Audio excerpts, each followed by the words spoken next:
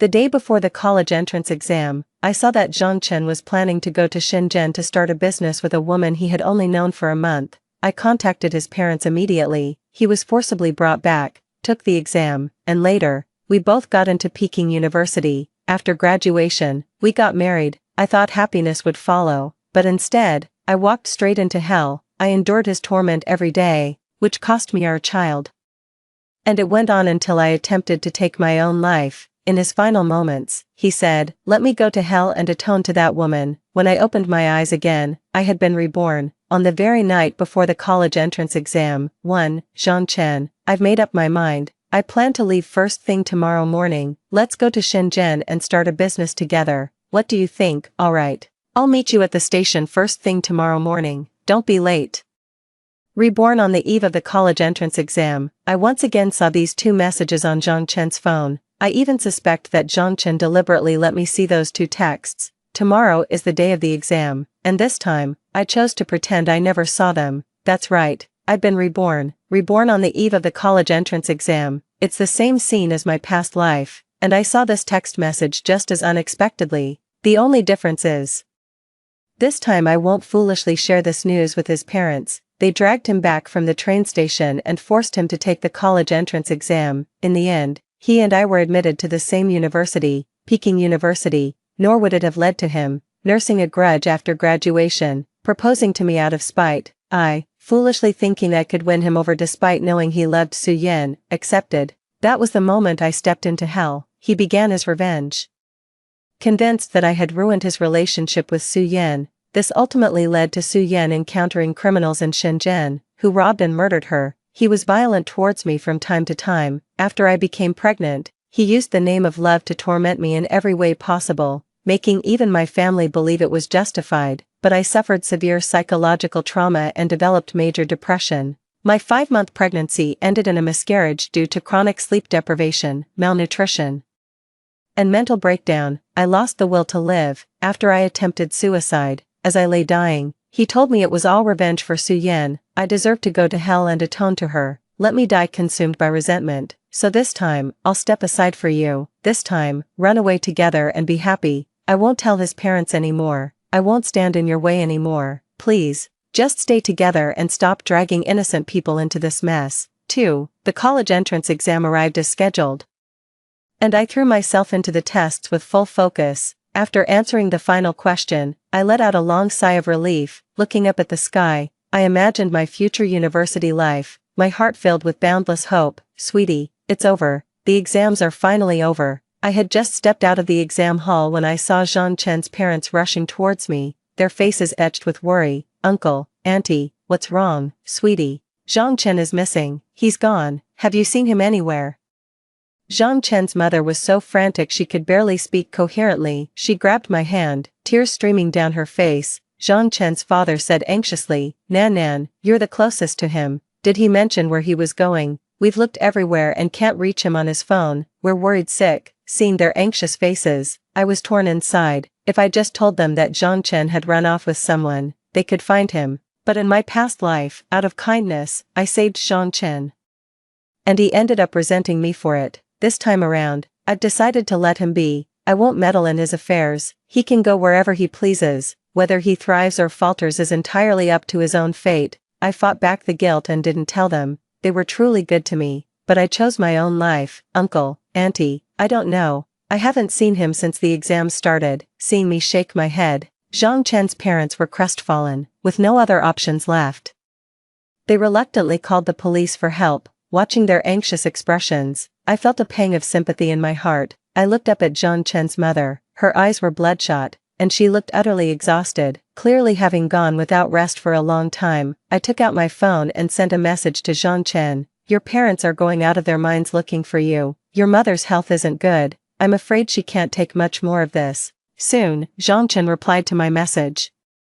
I'm out here trying to make my fortune. Once I've earned enough money, I'll go back and take care of them properly. Reading Zhang Chen's reply, I was utterly dumbfounded. In my past life, he tortured me to death, all for that woman. I thought he wouldn't be so heartless toward his own mother. I can't believe a girl he's only known for a few months could matter more to him than his own parents' well-being. For that girl, he abandoned his parents. his future, everything.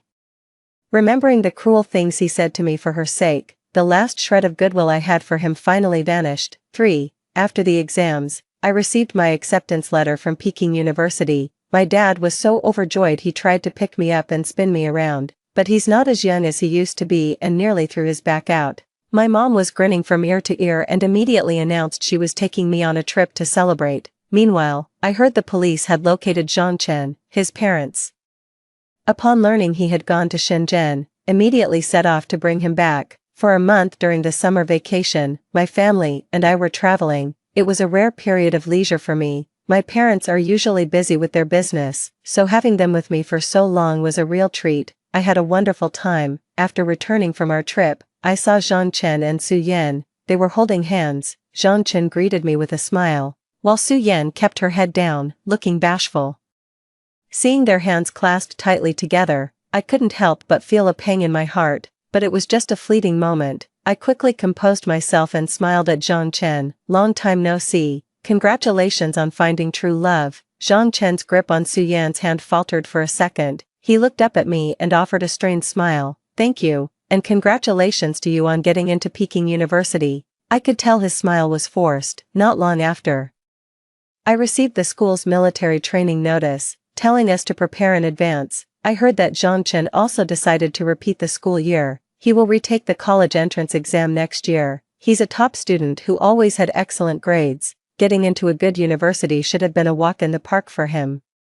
Since I got into Peking University, my parents decided to invite all the neighbors over for a meal to celebrate. Our family is on very good terms with all the neighbors. They're like elders who've watched me grow up. The dinner was set for the evening, and Zhang Chen came with Su Yan. Looking at them, I couldn't help but reminisce about the past. Zhang Chen has been a top student since childhood. His intellect far surpasses mine. He grasps difficult problems instantly, while it takes me much longer to figure them out. It was also thanks to his help that my academic performance became so outstanding. Ever since we were young, whenever I achieved good exam results, he would always be the first to reward me. Under his gentle guidance and encouragement, I had long since planted the seed of affection in my heart. It's just a shame that, in my past life, he was the one who personally crushed that budding love. Xiaobei, congratulations, Su Yan, and I will work hard too and get into Peking University next year. Zhang Chen, with Su Yan by his side, stood before me,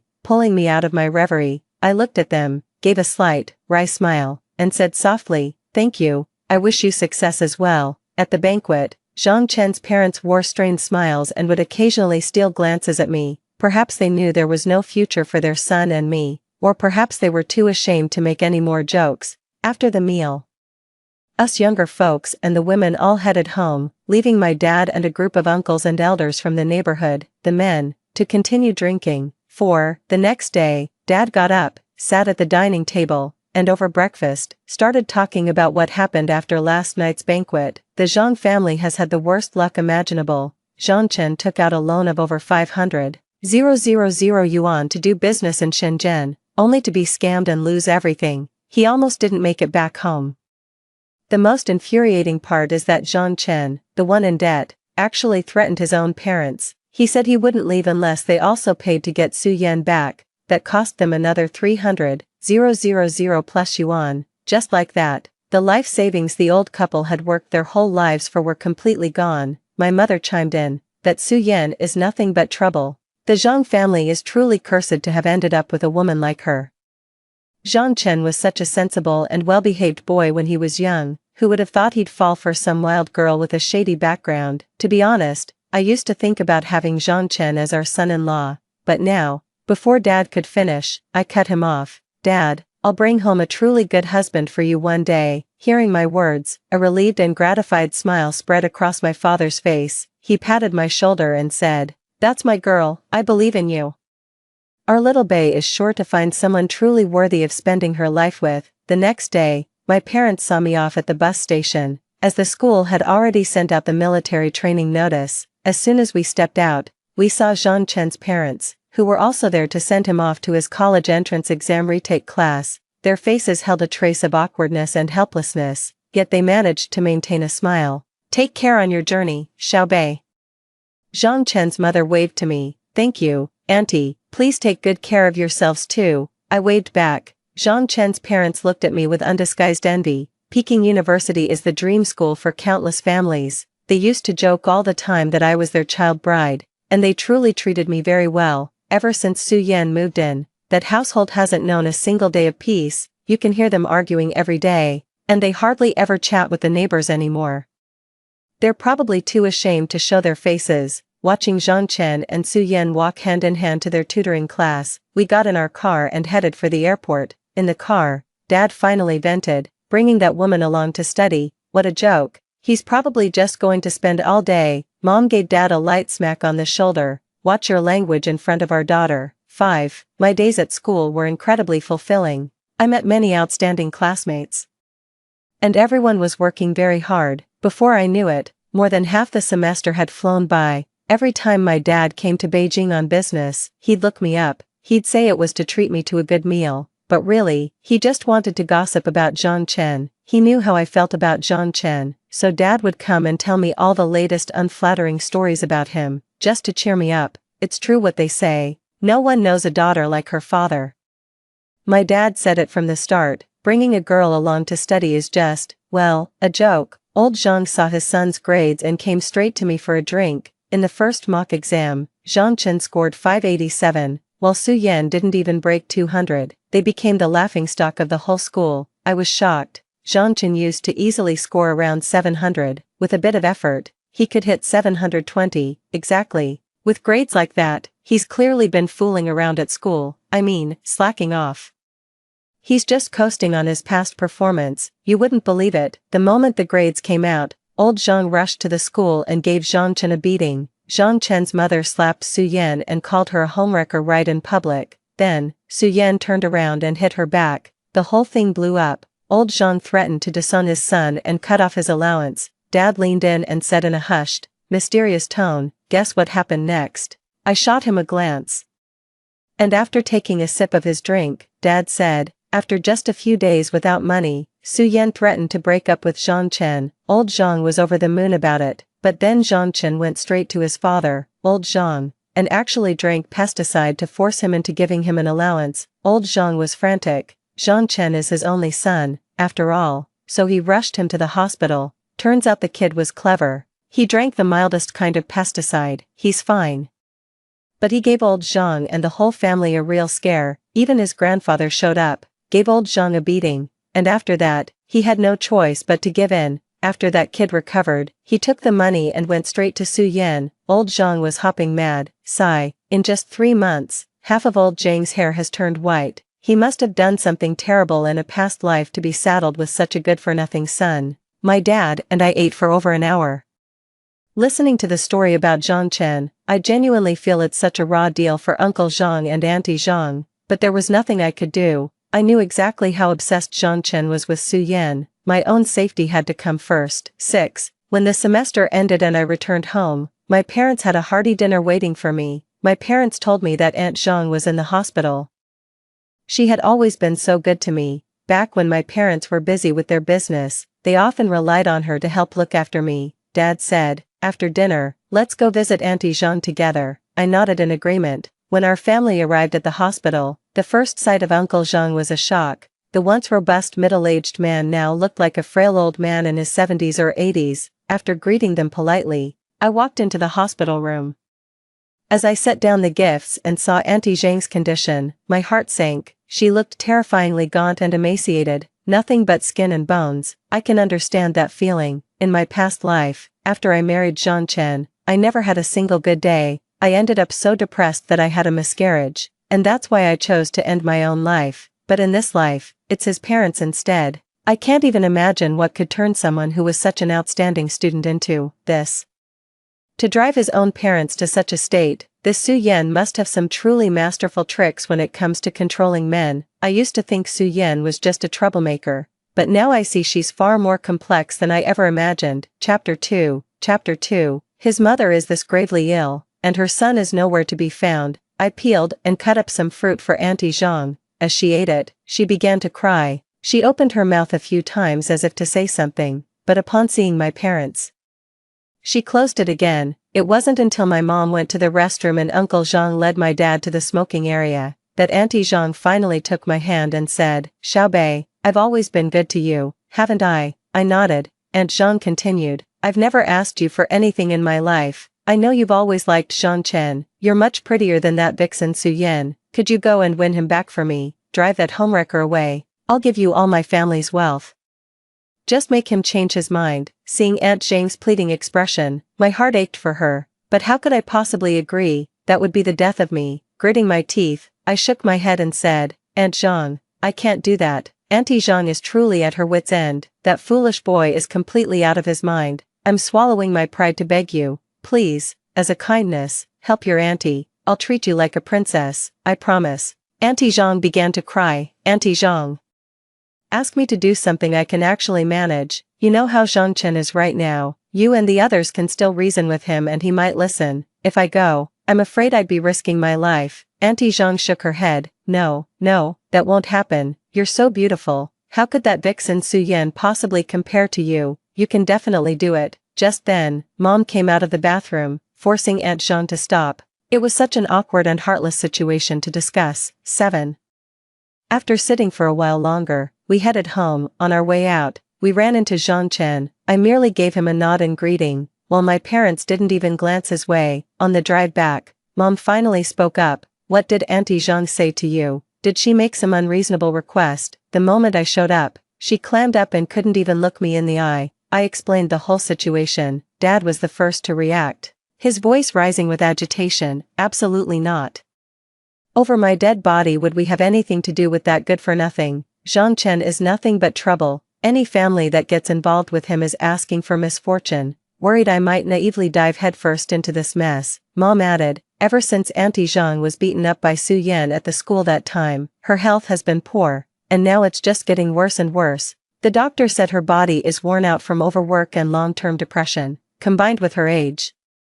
Her health is in serious decline. If things take a turn for the worse, she could pass away at any moment." Even with his mother in that state, and after his father's desperate pleas, even going so far as to kneel, Zhang Chen still refused to leave Su Yan. It just shows how heartless and unfilial he is. And to this day, Su Yan hasn't even offered an apology. Not only did she freeload off their family, but she also looked down on them for being poor. Tell me, is that the kind of person you'd want to be associated with? The Zhang family must have had the worst luck for generations to end up with a son like that, Dad added quickly, as if afraid I might actually agree. I know better than anyone how awful Zhang Chen is. There's no way I'd ever go near him again. I had to reassure my parents over and over that I would never have anything to do with him before they finally relaxed. As the Lunar New Year approached, we heard that Auntie Zhang had been discharged from the hospital, but she was no longer able to work. All the household chores fell squarely on Zhang Chen's father's shoulders.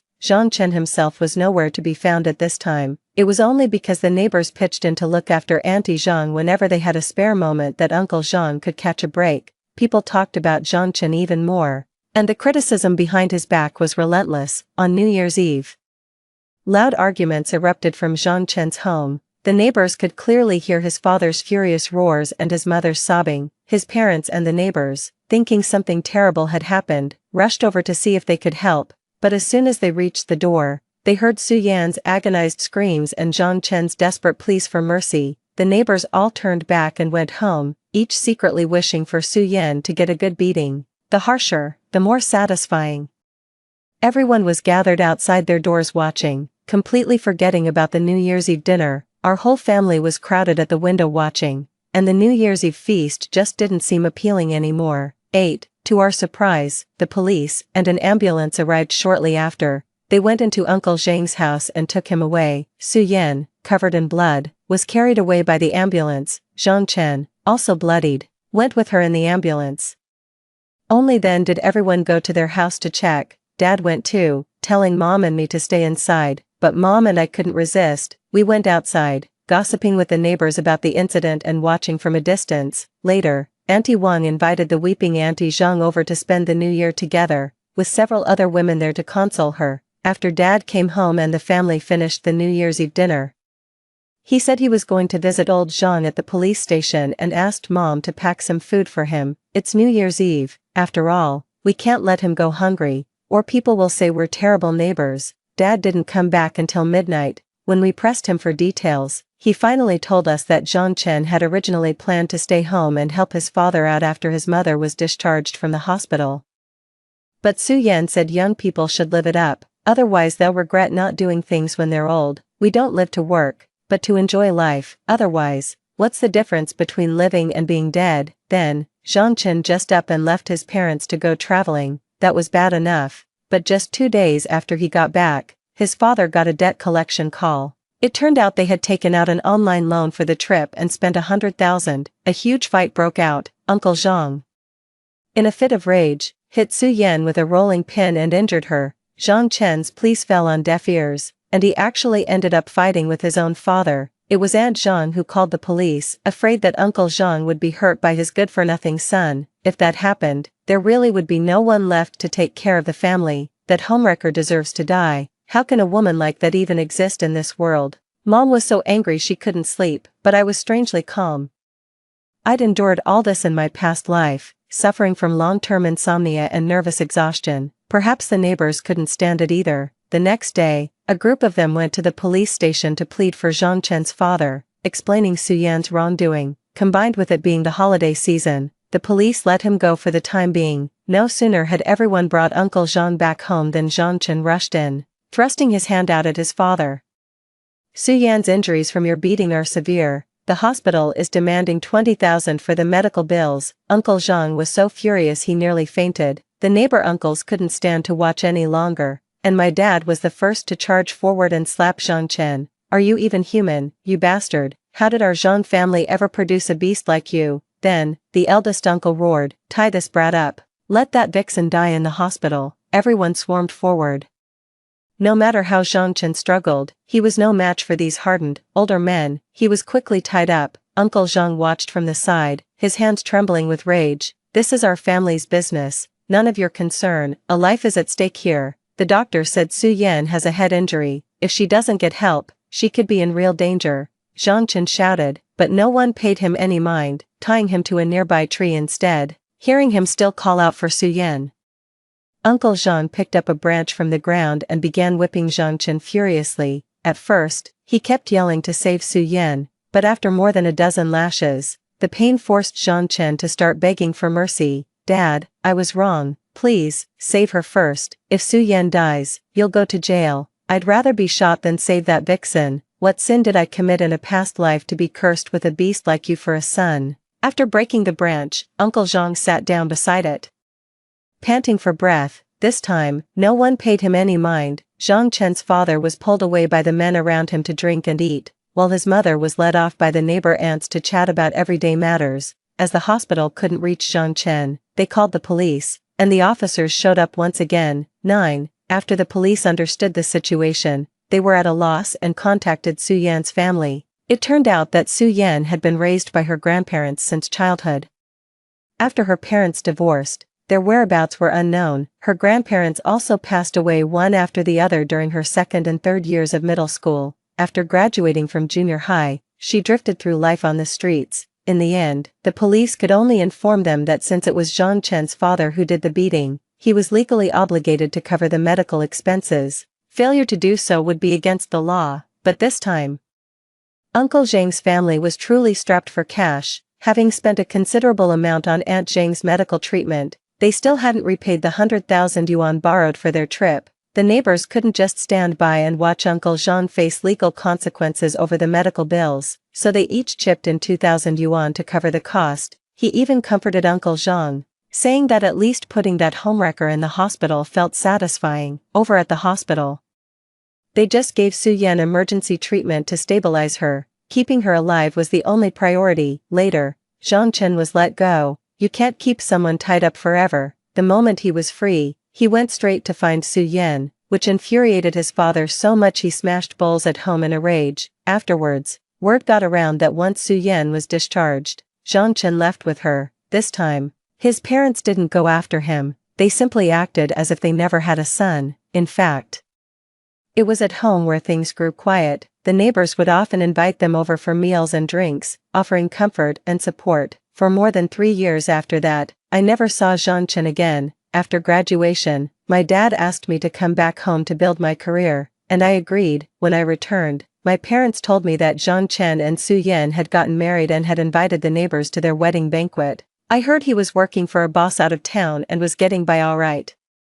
Everyone was still happy for Uncle Zhang, thinking he had finally made it through the hard times, but later, we heard that Su Yan couldn't carry a child to term. She would miscarry every time she got pregnant. The hospital said she had undergone too many abortions and it was impossible for her to have a child. When Uncle Zhang heard this, he was so furious he was left speechless. He kept lamenting all day that the Zhang family line would die out with him, probably too numb to even cry. Zhang Chen, unwilling to let it go, kept pressing for answers. He eventually tracked down the hoodlums Su Yan used to hang out with. It was only then he discovered that Su Yan had been involved with all of them, and each one had gotten her pregnant. This was more than Zhang Chen could bear. He got into a fight with these men, and ended up being the one beaten so badly he was hospitalized. When Aunt Zhang found out, she was so enraged she was hospitalized again. She passed away just over a week later.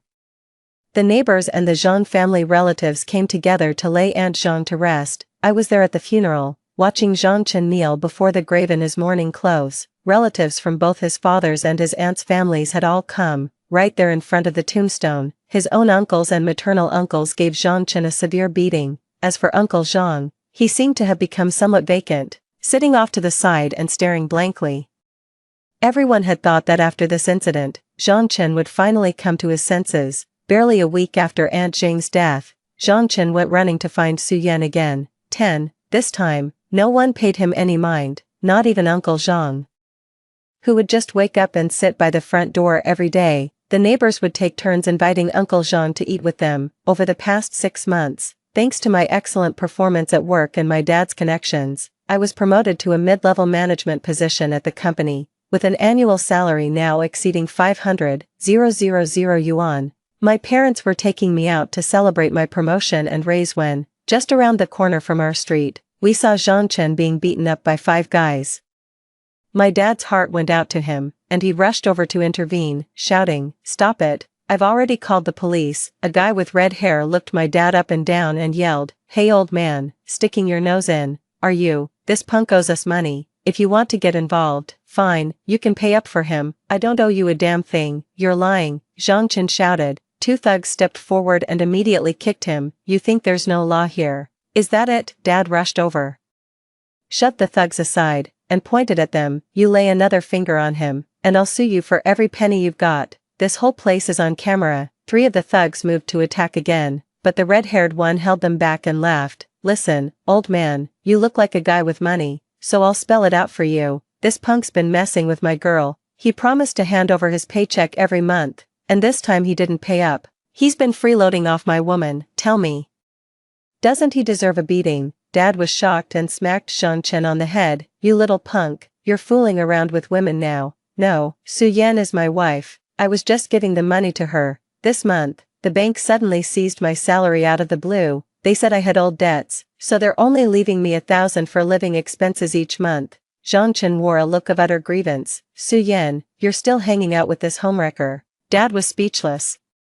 He wanted to leave, but for old Zhang's sake, he couldn't just stand by and watch the guy get beaten to death, so he spoke up. "I know Su Yan, those 2 are married. I even went to their wedding banquet. How can you call her your woman?" The red-haired guy sneered and beckoned to the people across from him. Su Yan walked over impatiently. "What's the holdup? Can't you even handle this?" Redhead put his arm around Su Yan and laughed. "This gentleman here is asking if you're his wife or my woman." Su Yan snorted coldly. "What makes this loser think he can be my husband? A marriage certificate doesn't mean you can tie me down. Dream on. If you want to set foot in my place, you'd better hand over every last cent of your 8,000 yuan salary each month." Dad watched the scene in disbelief. "How did old Zhang end up with a spineless son like you?" Just then, the police arrived. Red Hair sneered coldly. "Zhang Chen, mark my words, you will make up this month's payment." After the group left, Mom called out impatiently, "Let's go already, we're going to miss our hotel reservation." Dad looked at the blood-covered Zhang Chen, then checked the time. Finally, he waved his hand and said, "You all go ahead, I'll take this kid over to old Zhang's place. The kid's a real piece of work, but I can't just ignore old Zhang's feelings." Mom was clearly annoyed. She drove off. We waited for over an hour before Dad finally showed up. The moment he walked in, Mom started complaining about him meddling in other people's business. Dad, however, had this strange grin on his face. Puzzled, I asked, Dad, did you bump into some beauty on the way here? You can't seem to stop smiling. Dad shot me a glare. Don't be ridiculous. I finally understand why that kid Zhang is so smitten with Su Yan. Why? Mom and I asked in unison. We were both dying to know what kind of power could make someone simp for another person that hard. Dad flashed a sly, conspiratorial grin. Before I came, I gave that kid 8,000 for living expenses. Only then did he spill the beans, said Su Yan's skills were just too good. Ha ha ha ha. I couldn't believe it. The mystery that had haunted me for 2 lifetimes was just this. Mom slapped Dad on the arm. What kind of dirty joke is that in front of our daughter? Look at you laughing. Are you implying something about me? No, honey. We're both so old now. It's not right to talk like this in front of our daughter. You know it's wrong, too. Watching them fool around, I couldn't help but laugh. Thank goodness we were in a private room, out in public. That would have been mortifying. 11. I thought that was the end of it, but the real bombshell came just 2 days later. Zhang Chen was actually accused of rape by Su Yan, and the police actually opened a case and arrested Zhang Chen. Uncle Zhang and the family relatives had no choice but to go to Su Yan's home to beg for forgiveness. Su Yan demanded $1 million right off the bat, threatening to have Zhang Chen put behind bars otherwise. When my dad found out about this, he was furious and got a lawyer to help fight the case, but in the end, there was just no way out of it. With the video evidence right there, it's either that Zhang Chen was incredibly foolish on his own, or he was set up by these people. In the end, to keep his son out of jail, Uncle Zhang sold his house. Our family discussed it. Since Uncle Zhang's house was right next door and we felt our own place was getting cramped, we bought it from him at the market price of $1.8 million. After getting the money, old Uncle Zhang made Zhang Chen divorce Su Yan, and then took Zhang Chen back to their hometown. Half a year later, Zhang Chen suddenly asked to see me, showing up right at the entrance of my office, with no other choice. I sat down with him at the tea restaurant next to the office. The place was crowded, mostly with colleagues from the company, so I wasn't afraid of him trying anything. Then he came right out and said, "Can you give me another chance? I know how you feel." Hearing that, I almost had to laugh. I stood up, put down $300, and said, "Consider this my treat. If there's nothing else, I'll be going now." Zhang Chen grabbed my hand and said excitedly, "We used to be married." I looked at him in shock and sneered, "Zhang Chen, have you lost your mind? I've never been married. When were we ever husband and wife? You might not believe me, but I'm a reincarnator. In my past life, right before the college entrance exams, you called my parents, you stopped me from starting my own business, which is how I ended up getting into Peking University with you." I was utterly stunned by those words, and it took me a long time to recover, but soon a deep-seated hatred welled up inside me. If he were just the Zhang Chen of this world, I would merely be wary of him, keep my distance, and it wouldn't have come to hatred. But him claiming to be a reincarnator, that changes everything. That's Zhang Chen, the man who killed me in my past life. I can never forgive the Zhang Chen from that life. Coming back to my senses, I wrenched my hand from his and said coldly, "And then, we studied together, graduated together. On graduation day, I proposed to you in front of everyone, and you said yes. We became husband and wife." Zhang Chen looked at me with deep affection. I asked again, "And then what happened?" "We lived together after we got married." I slammed the table in agitation and roared, "And after that," he stammered.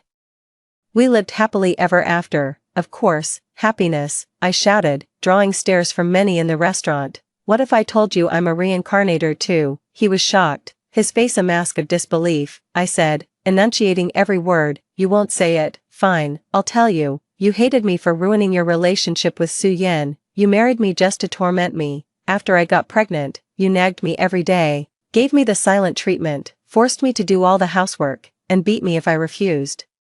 You drove me into depression, caused my miscarriage, and finally pushed me to take my own life in despair." I moved closer to him, my voice dripping with hatred. "You remember what you said to me right before I died, don't you?" Zhang Chen was stunned. He lowered his head, not daring to look at me, and spoke in a fearful tone. "After that, your father killed me. That's why I was reborn. Even after coming back, I didn't dare to look for you. Your father was terrifying back then. He beat me to death, slowly. I never imagined my kind-hearted father could go that far. I suddenly smiled. It's so good to have a father like that, and he's right here by my side, with both my parents here. I have everything I need. Zhangchen suddenly fell to his knees and pleaded, I sincerely regret what I did, please, just give me one more chance, just one. Right in front of him, I blocked all his contact information. Then, I said slowly and deliberately, we can never go back.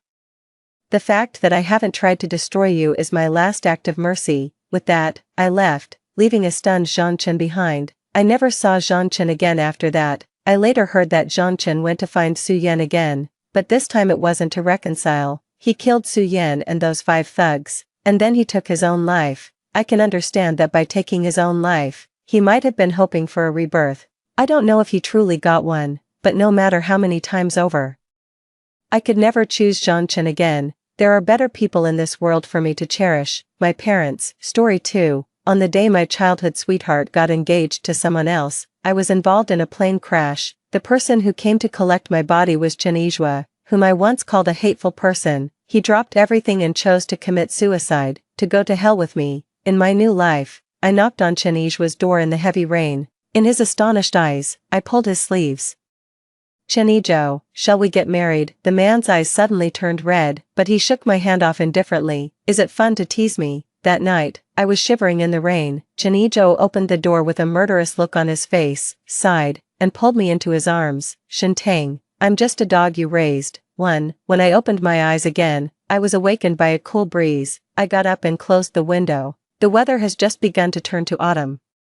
And I have returned to the time before my childhood sweetheart Su Chen got engaged. My phone rang several times. It was a message from Su Chen. Tang Tang, I'm having dinner with Shu Yue tonight. You can come over too. I know you feel uncomfortable, but I have decided to marry her. We will meet each other in the future. I don't want the relationship between the 2 most important people in my life to become so strained. Please give me some face and have dinner together tonight, okay?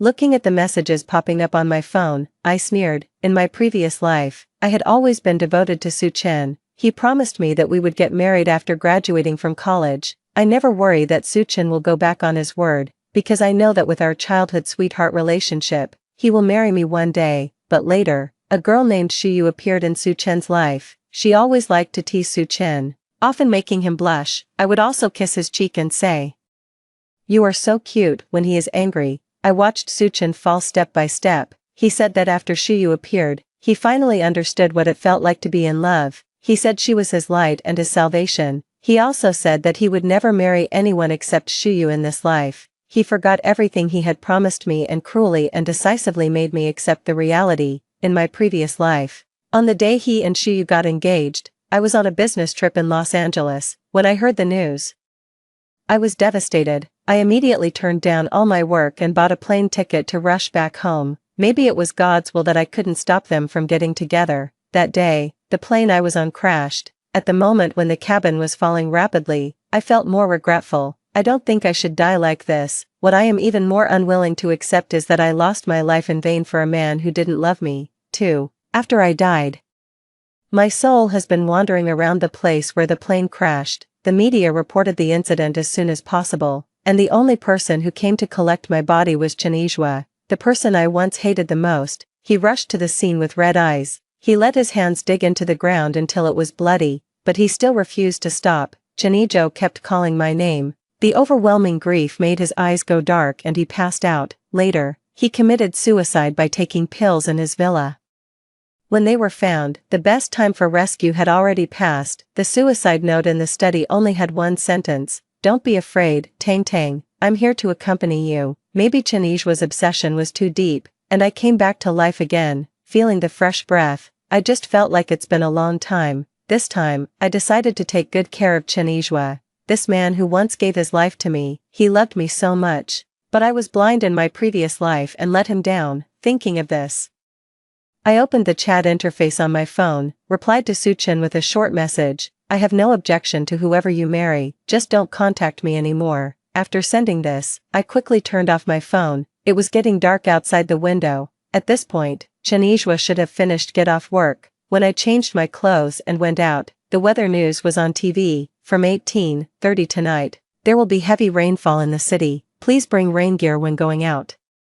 I didn't care and turned off the TV. When I got off the taxi, it started to drizzle. Relying on my memory, I searched for Chen Yizhua's address in the villa area. In my previous life, I only heard him mention it once. When I reached the door, I swallowed nervously. Then, he raised his hand and pressed the doorbell. Even when I heard that Su Chen and Shu Yu were engaged in my previous life, my heart had never beaten so fast. This is the first time I've seen Chen Yizhou again after so many years. The doorbell rang several times before footsteps were heard from inside. After opening the door, Chen Yizhou and I looked at each other. He was wearing a gray home suit, and his black hair made him look a little cute. Seeing that it was me at the door, his eyes jumped. Shen Tang, under his gaze, my face gradually turned red. It was raining heavily, and drops of rain were hitting the steps under my feet. I took a deep breath and grabbed Chen Yizhou's sleeve in the astonished look in his eyes. Chen Yizhou, shall we get married? 3. The air suddenly became quiet. Chen Yizhou's eyes suddenly turned red. He looked at me steadily, as if trying to read something from my face. After a long while, Chen Yizhou finally laughed at himself. Shen Tang, is it fun to play tricks on me? He turned to leave, but I pulled him back again. When I met Chen Yizhou's indifferent eyes, I just felt extremely uncomfortable. So this is what it feels like to be ignored. That's how I treated him in the past. I once called Chen Yizhou a disgusting person. I once cried hysterically in front of him, begging him not to appear in my life again. Chen Yizhou must have felt very uncomfortable at that time, but I was still feeling sad for Su Chen.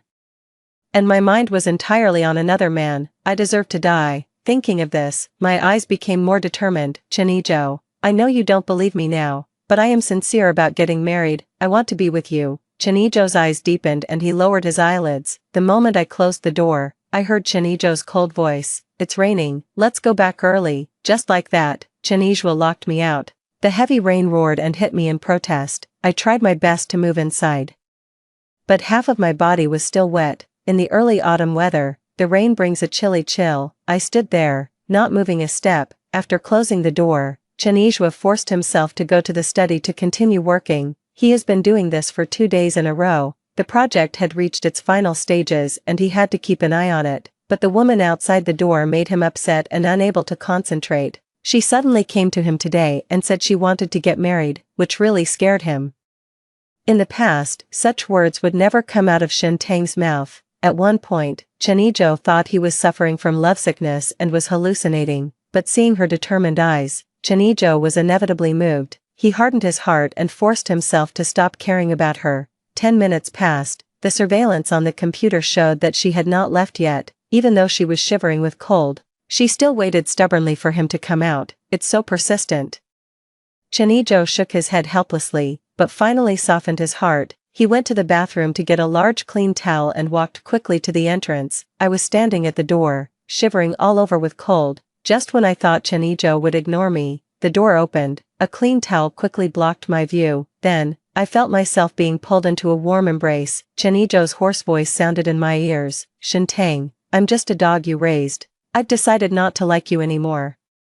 But I can't control my heart. My heart trembled violently and I opened my mouth to say something. The next second, she was picked up by the man and the rain was blocked outside the door. 4. Chen Yizhou put me on the sink in the bathroom. His eyes were cold. Take a shower first. After saying that, he went to the bedroom and got me a set of men's pajamas. This is new and has never been worn. After you wash up, come out quickly. Watching him busying around, I nodded obediently.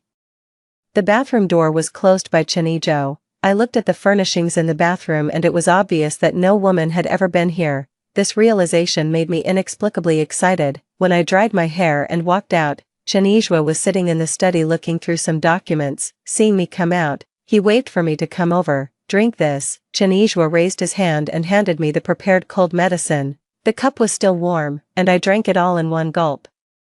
Chen Yizhou always has endless patience when it comes to me. Why couldn't I see his good side before? By the way, this is the first time I see Chen Yizhou working seriously. He is completely different from the impression I had of him. I hesitated for a moment, thinking that I might as well not disturb him for the time being. As I was walking towards the living room, Chen Yizhou stopped me. Are you serious about what you just said? I turned around and found Chen Yizhou was also looking at me. His dark eyes showed no emotion. I'm serious, I answered like this. As he finished speaking, his eyelashes trembled. Feeling the hesitation emanating from Chen Yizhou, my heart ached. The next second, I walked to Chinijo. She held his hand tightly in his blank eyes. I meant every word I said today. Chinijo, I want to marry you. Is that okay? This was the first time I proposed to a man, and I felt inexplicably nervous. Even the way he looked at Chinijo became somewhat cautious. He looked at me with his peach blossom eyes, as if he was afraid that all this was fake. Tang Tang, prove it to me. Prove that you are willing to marry me. How do you want to prove it? After he finished speaking, the man's Adam's apple rolled. Kiss me. I didn't say anything, just looked at Chinijo quietly. There was a possessiveness towards me and a hint of fear in his eyes. He was panicking, afraid that I was just acting on impulse. The next second, without a second thought, I leaned over and kissed him on the lips, just as expected. Chinijo's lips are soft and kissable, as if he sensed my initiative. Chinijo was a little bit unbelieving. I took a step forward and kissed him, and he gently took a step back. If he took a step back, I would pursue him without hesitation. After feeling my determination, Chinijo sighed and took the initiative. He pulled me onto his lap and showered me with kisses. Late at night, emotions stir. Chinijo carried me to the bedroom. His hoarse voice was particularly sexy in the middle of the night. Tang Tang, it's not too late for you to regret now. I didn't say anything, but just gently unbuttoned his clothes. Used practical actions to show Chinijo that I have no regrets. There was a strong possessiveness in his eyes. Tang Tang, I will definitely die on you. I buried myself in his arms shyly. After all the trouble, I finally fell asleep from exhaustion. 5. When I woke up the next morning, Chinijo was gone. I walked into the living room and saw a prepared breakfast on the dining table. There was a pink sticky note stuck to it. Tang Tang, get up and remember to eat breakfast. I have an important meeting this morning.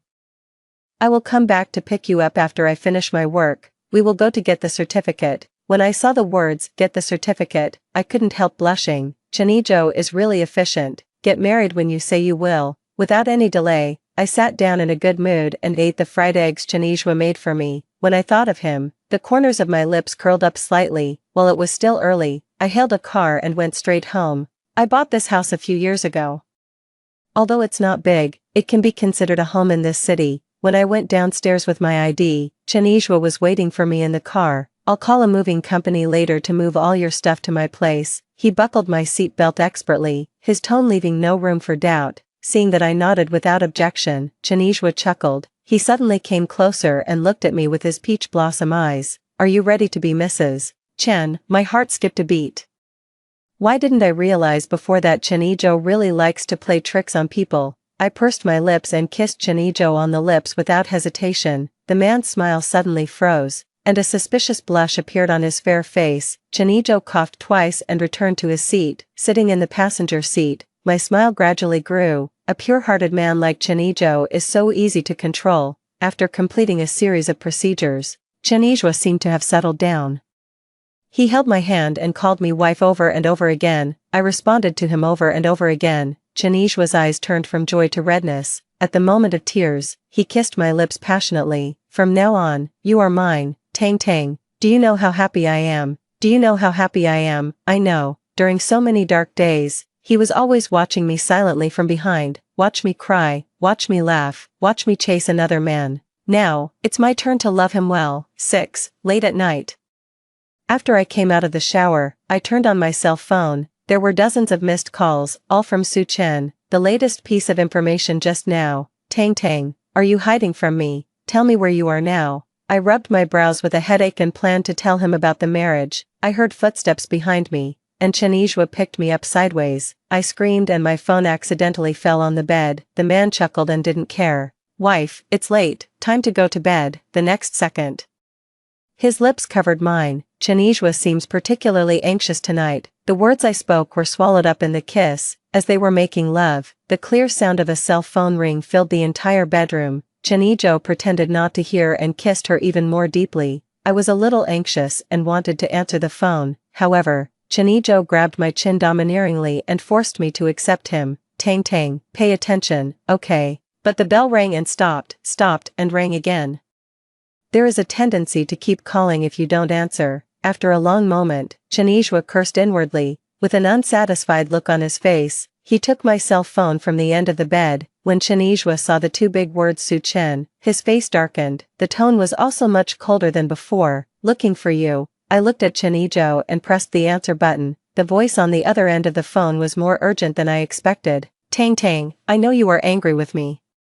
Please stop being angry, okay? I haven't been able to contact you these past 2 days. I'm very worried. Are you home? Can I come find you now? I pursed my lips. No need, I'm not home now. Suchin immediately responded, it's so late. Where else could you be if you're not home? I'm here with Chen Yizhou. The air suddenly became quiet. Suchen's disbelieving voice came from the receiver. How could you? 7. Before I could say anything, I felt the air around me get several degrees colder. Chen Yizhou raised his eyes slightly and said lightly, Tang Tang, didn't you tell him that we are married? Looking at Chen Yizhou's slightly disappointed eyes, my heart tightened. Subconsciously, I wanted to explain to Chen Yizhou. No, I just wanted to tell him, even though I couldn't get a response. Suchin kept calling me on the other end of the phone. Chen Yizhou's eyes darkened and he kissed my slightly open lips without hesitation. Tang Tang, let me tell you. What method should I use to defeat my love rival? Suchin was originally very anxious. He had imagined 10,000 reasons that he could not accept. Why is Shen Tang at Chen Yizhou's place so late at night? But when he heard a slight gasp from the other end of the phone, Suchin felt like he was struck by lightning. At that moment, Suchin felt as if his world was collapsing. He once thought that as long as he looked back, Shen Tang would always be waiting for him there, but now, she is in the arms of another man. She doesn't like him anymore. This realization made Suchin tremble all over, and his blood froze. The next second, he heard Chen Yizhou's voice on the other end of the phone. Next time, remember not to disturb our married life at night. Suchin, don't you have a wife? After saying this, Chen Yizhou decisively hung up the phone, but Suchin was still in shock for a long time. Shen Tang and Chen Yizhou got married? No way, this is impossible. Tang Tang clearly hated Chen Yizhou so much before. She clearly felt disgusted if she looked at Chen Yizhou for any longer than necessary. Why marry him now? The more Suchin thought about it, the more upset he became, so he simply swept everything on the table to the ground. Inside the villa's bedroom, after a lot of trouble, Chen Yizhou held me in his arms and said nothing. I felt a little flustered, but I still propped myself up and looked at him. There was an emotion in Chen Yizhou's eyes that I couldn't understand. I leaned over and slowly smoothed his frown. Chen Yizhou, are you unhappy? The man's eyes moved slightly, and his hands around my waist tightened. Tang Tang, you still like Suchin, right? 8. Chen Yizhou's words made my eyes suddenly red. No, I really don't like him anymore. I was just about to tell him, but you interrupted me. Chen Yizhou, the person in my heart now is you. Chen Yizhou looked at me, after a long time. He finally smiled. Okay, I understand. The more he did this, the more flustered I felt. I would rather Chen Yizhou scold me or vent his emotions to me. Unfortunately, he didn't. I went forward and hugged his neck. Honey, do you believe me? Despite the sweet words, Chen Yizhou still couldn't stand this kind of attack. He hugged me lovingly. I trust you, Tang Tang. I just care about you too much. I greedily hope that you have always been mine alone. His eyes were red, and he held my hand to his lips tenderly and kissed it gently. I know it all. His fear and vulnerability were all revealed to me. All I can do is give him a sense of security. My married life with Chen Yizhou is happier than I imagined. He never comes into contact with the opposite sex and has a strong sense of propriety. Even a small word from me can be kept in his heart. My friends all say that I am lucky to have a husband like this, to the extent that, I looked at Chen Yizhou busy in the kitchen wearing an apron, and suddenly I felt something was unreal. Walking into the kitchen, I hugged Chen Yizhou from behind. He paused while cutting vegetables and chuckled again. You seem to be particularly clingy to me these past 2 days. After saying this, the corners of his lips slightly raised. It's a good thing. I tightened my hands around Chen Yizhou's waist, feeling a little distressed. If this makes you happy, I'll do more of it in the future. Chen Yizhou's back stiffened for a moment, and then he turned around. His eyes darkened and he looked at me with his peach blossom eyes. Really, will you love me more and more? At this moment, Chen Yizhou was like a cautious child, trying to please others. I hugged his neck and stood on tiptoes to place a kiss on his forehead. Yes, Chen Yizhou, I will love you more and more. Chen Yizhou's eyes darkened and a gentle kiss fell, a touch of warmth. 9. On Friday night, Chen Yizhou was out for a social event. I originally planned to go home, take a shower, watch TV series, and wait for Chen Yizhou to come back. Unexpectedly, I received an invitation to a high school reunion when I was getting off work. This party was initiated by our high school class monitor. When I arrived at the dining area, Suchin was standing at the door waiting for me. He looked delighted to see me coming. I didn't intend to pay attention to him and just walked past him. Unexpectedly, Suchin eagerly grabbed my arm. Tang Tang, are you really married to Chen Yizhou? Tell me, this is fake, right? You obviously hated Chen Yizhou the most in high school, so why did you marry him? Su Chen's words sounded like a question, but also like he was talking to himself. He had a forced smile on his face. Waiting for my answer, I shook my hands and took a step back.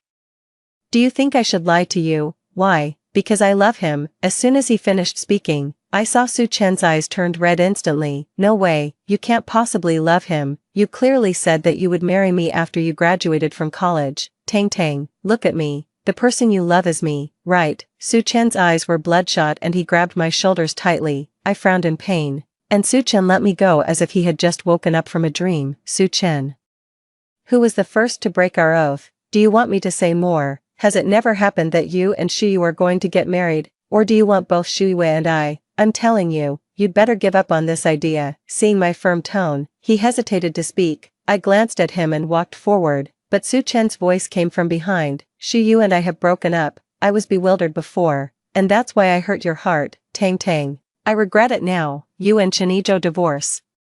And we can get back together. Okay, I sneered but didn't stop. Why does Su Chen think that as long as he looks back, I can always wait for him here? Everything he did now was just the result of his ridiculous possessiveness. When I loved him with all my heart, he felt confident. So you can love others passionately. When I turned around and married Chen Yizhou, Su Chen couldn't stand it anymore. He couldn't stand others invading his territory and taking his things. To put it bluntly, in Su Chen's eyes, I am just an insignificant object. But Chen Yizhou loves me with everything he has. He is fragile and sensitive. I will never hurt him again. For Su Chen. 10. The first time I met Chen Yizhou was in my second year of high school. After school, I helped the teacher mark test papers. When I came out of the teaching building, the sunset in the sky was just right. On the other side of the basketball court stood a dirty young man. He was as worn out as a stray dog on the roadside. With his eyes lowered as he was being scolded by his father, I paused. Although it was far away, the middle-aged man's shouting and cursing was unbearable to hear. The young man had an indifferent expression and didn't even lift his eyelids. The next second, the middle-aged man slapped the boy hard in the face. Asshole, don't think that just because your mother is gone, you have the right to do whatever you want. If you cause trouble in school again, I won't let you go. After he finished speaking, the middle-aged man quickly disappeared from my sight. Wherever I looked, I saw the boy curled up and squatted down. I didn't say anything and walked quickly towards the school gate. With every step I took, it felt like something was calling me from behind. I held on to the shoulder straps of my school bag tightly and finally stopped. I walked up to the boy and handed him a clean handkerchief. There's blood at the corner of your mouth. Are you okay? At that time, Chen Yizhou looked up at me for the first time. I was stunned. Those were a pair of very clean and clear eyes. He took the handkerchief and said thank you. Later I learned that Chen Yizhou's mother died when he was very young. He was extremely rebellious during his adolescence, and even refused anyone to enter his world. Even so, every time Chen Yizhou was called to the police station as a parent, his father would still rush to the school and apologize to the teacher with his head down. Since then, there has been a little tail behind me that I can't get rid of. Chen Yizhou would always follow me silently and send me home. He would also stand up for me and fight for me when I was bullied. During that time,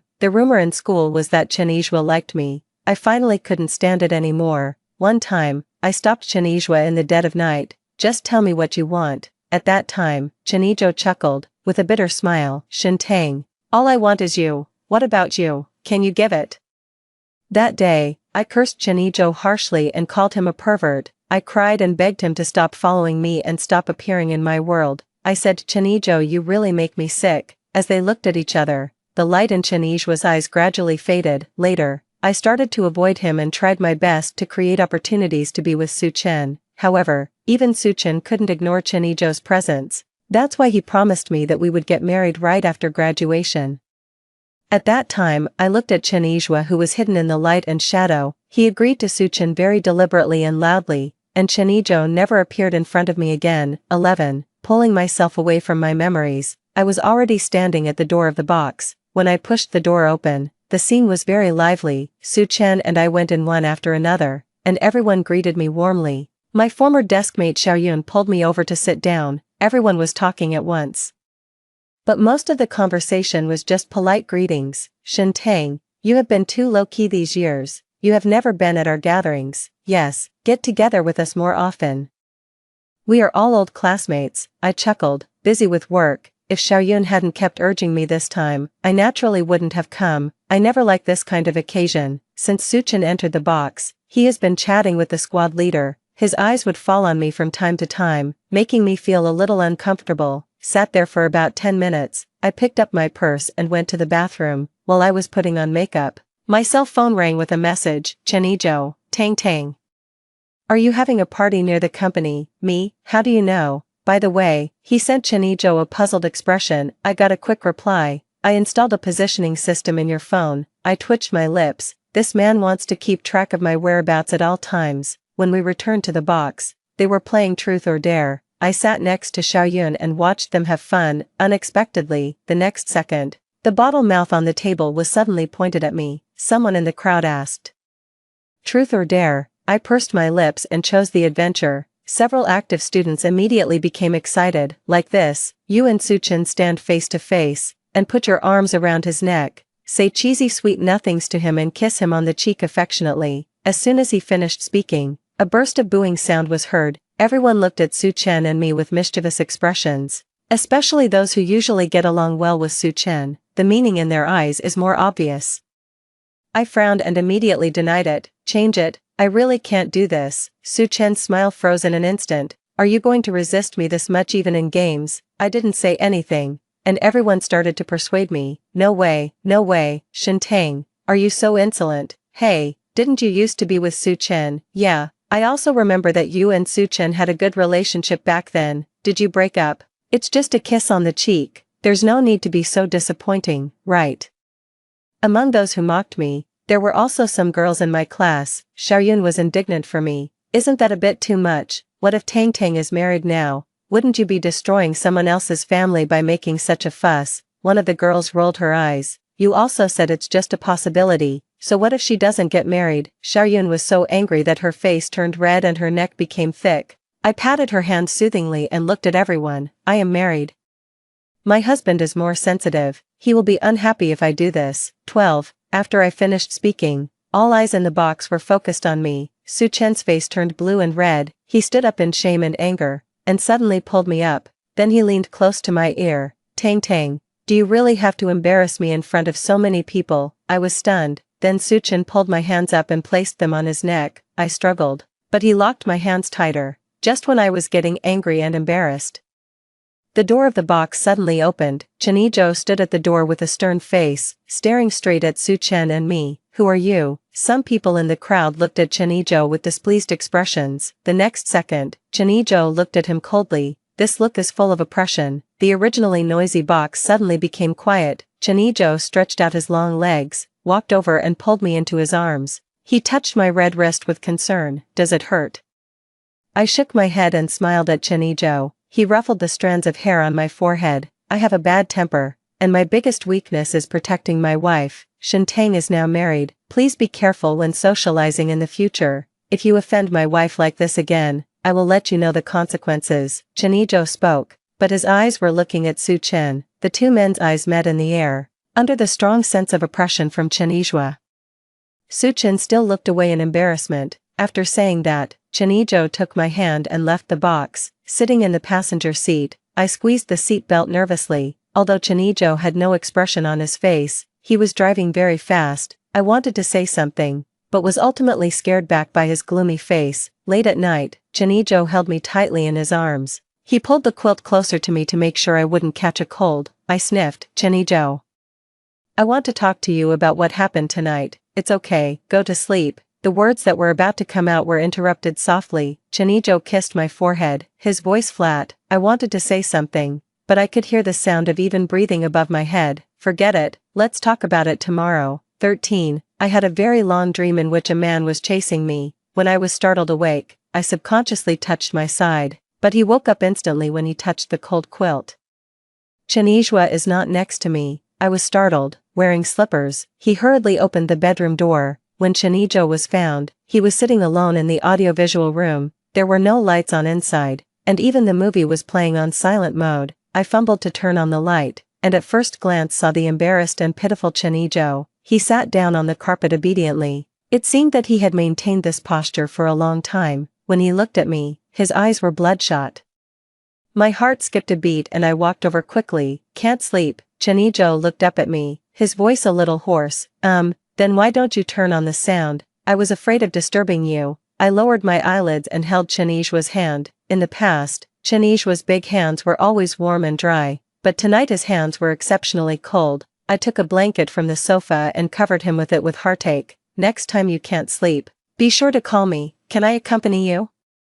Chenijo nodded obediently. Good, Tang Tang, I will do whatever you say. He held me in his arms, but his shoulders were shaking slightly. Chenijo, do you have anything to say to me? I leaned on his shoulder and patiently guided him. I knew a long time ago that Chenijua had severe paranoia. Once he has taken someone into his territory, he will never let go easily. After a long while, Chenijo's trembling voice sounded. Tang Tang, I'm sorry.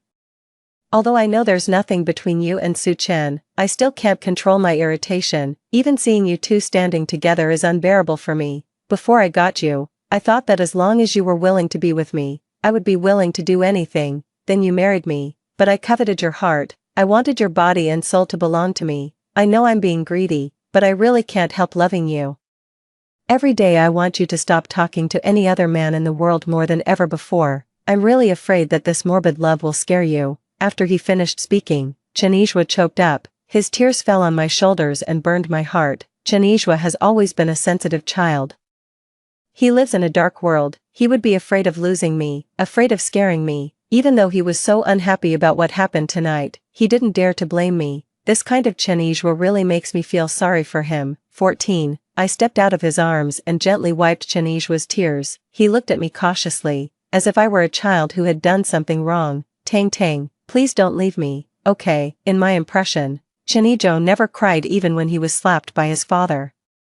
Such a man was so fragile that he cried in front of me. I looked at him and kissed him on the lips without hesitation. Chenijo was stunned for a moment, then opened his lips to let me go deeper. After the kiss, I played with Chenijua's messy hair. Chenijo, you can actually tell me, no matter what it is, whether you are happy or unhappy, I hope you can share it with me. From the day I came to you, I was destined to be with you forever. I will never give this kind of feeling to anyone again, so, you can ask me again and again, I will never tire of responding to you. I love you very much. After saying this, Chenijua's tears fell even harder. He pulled me into his arms. Tang Tang, don't lie to me. If you lie to me, I'll go crazy. In the end, it is unclear who kissed whom first. Chenijo just eagerly tore my lips. It seems that only such strong possession can prove that I love him. An hour later, Chenijo carried me to the bathroom to take a shower. I'm extremely sleepy. He kissed my lips enthusiastically. Tang Tang, do you love me? At the same time, even if I am extremely sleepy, I will still cooperate and say, Chenijo, I love you so much. After getting the answer, Chenijua carried me back to the room. He continued to hold me in his arms and fell asleep contentedly. 15. Time flies, and in a blink of an eye, Chenijua and I have been married for more than half a year. I've been feeling nauseous quite a lot lately. When the relatives had not yet arrived, Chenijua took me to get checked out. When the results came out, a kind middle-aged female doctor was sitting in front of me. Congratulations, you're pregnant, 4 weeks pregnant. The baby is growing very healthy now. Chenijo and I looked at each other. I could read the deep joy in his eyes. Being a father for the first time, Chenijua took care of every detail. He patiently asked the doctor about the taboos for pregnant women. In order to take better care of me, Chenijua hired an aunt. Most of the time, he works at home. Even my nutritious meals would be prepared by Chenijua himself. During the 2 months when I had the worst morning sickness, Chenijua lost even more weight than I did. If I must say, Chenijua is almost a perfect husband. Seeing how hard it was for me to be pregnant, he hugged me with heartache. This is the only one. I don't want to have any more children. I patted his head with a smile. Honey, do you want a boy or a girl? At that time, he gently took me into his arms. Boys and girls are fine. As long as it's yours, I like it. I smiled and didn't expose it. The last time he went to buy a crib, Chenijua bought a lot of little skirts for girls. I wanted to return it, but Chenijua refused. We don't know the gender of the baby yet. What if he can't wear it when the time comes? It's okay.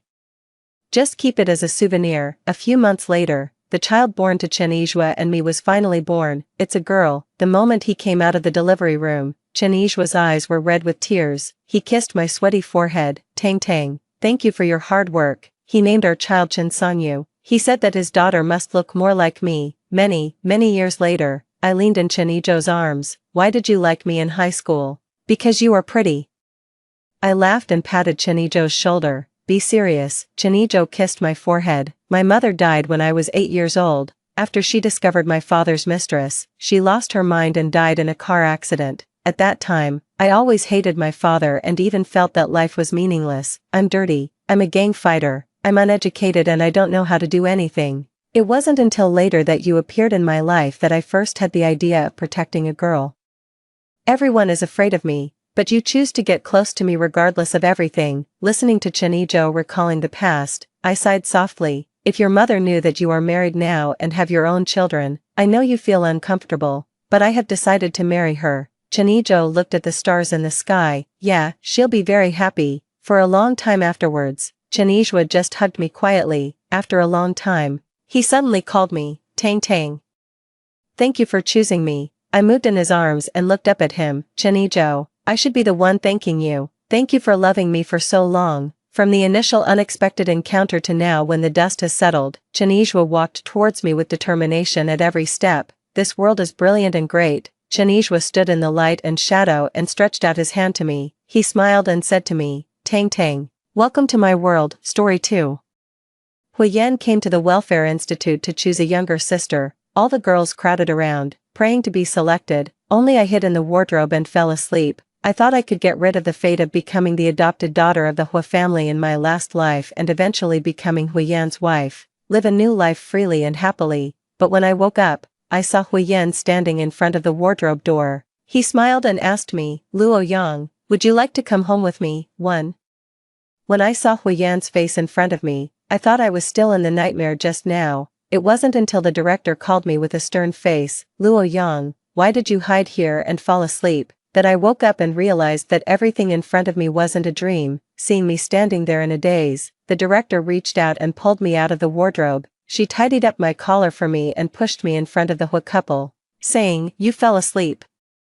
And young Master Hua asked us not to wake you up. Everyone has been waiting for you for a long time. Huiyan, who was mentioned, was standing in front of the Hua couple, with a faint smile on his face as he looked at me. At this moment, he was a bit different from the Huiyan in my memory who was always cold to me. He took the initiative to greet me. Luo Yang, hello. I don't know why, but when the words Luo Yang came out of his mouth, there was an indescribable strangeness.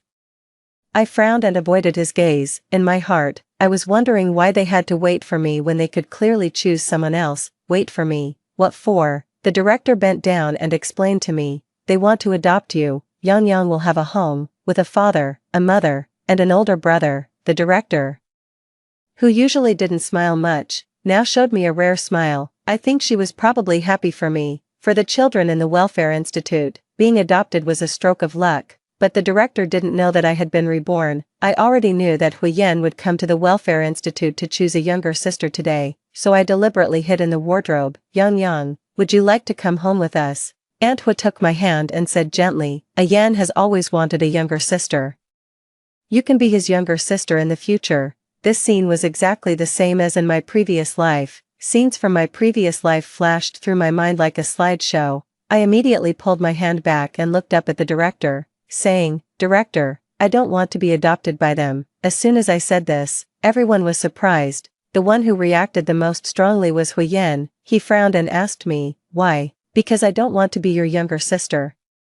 Although I had refused him, there was not the slightest trace of anger on Huiyan's face. Instead, his tone became even gentler, with a hint of subtle doting. Then instead of being my younger sister, just come back to the Hua family with me and live together. Is that okay? The director secretly tugged at my sleeve, but she still couldn't stop me from refusing Huiyan again. No, I thought Huiyan would give up. But when the director asked the Hua couple if they wanted to choose another girl, Huiyan suddenly said loudly, Mom, I want her. He said, only she looks the most like my younger sister. 2. In my previous life, Huiyan chose me among many girls because I looked somewhat similar to his younger sister. At that time, when I knew I had been selected, I just thought that God really favored me. I was taken back to the Hua family and renamed Hui Yang, and I got my own room in the huge villa. Even though that room didn't really belong to me, I was still satisfied, Mrs. Hua said.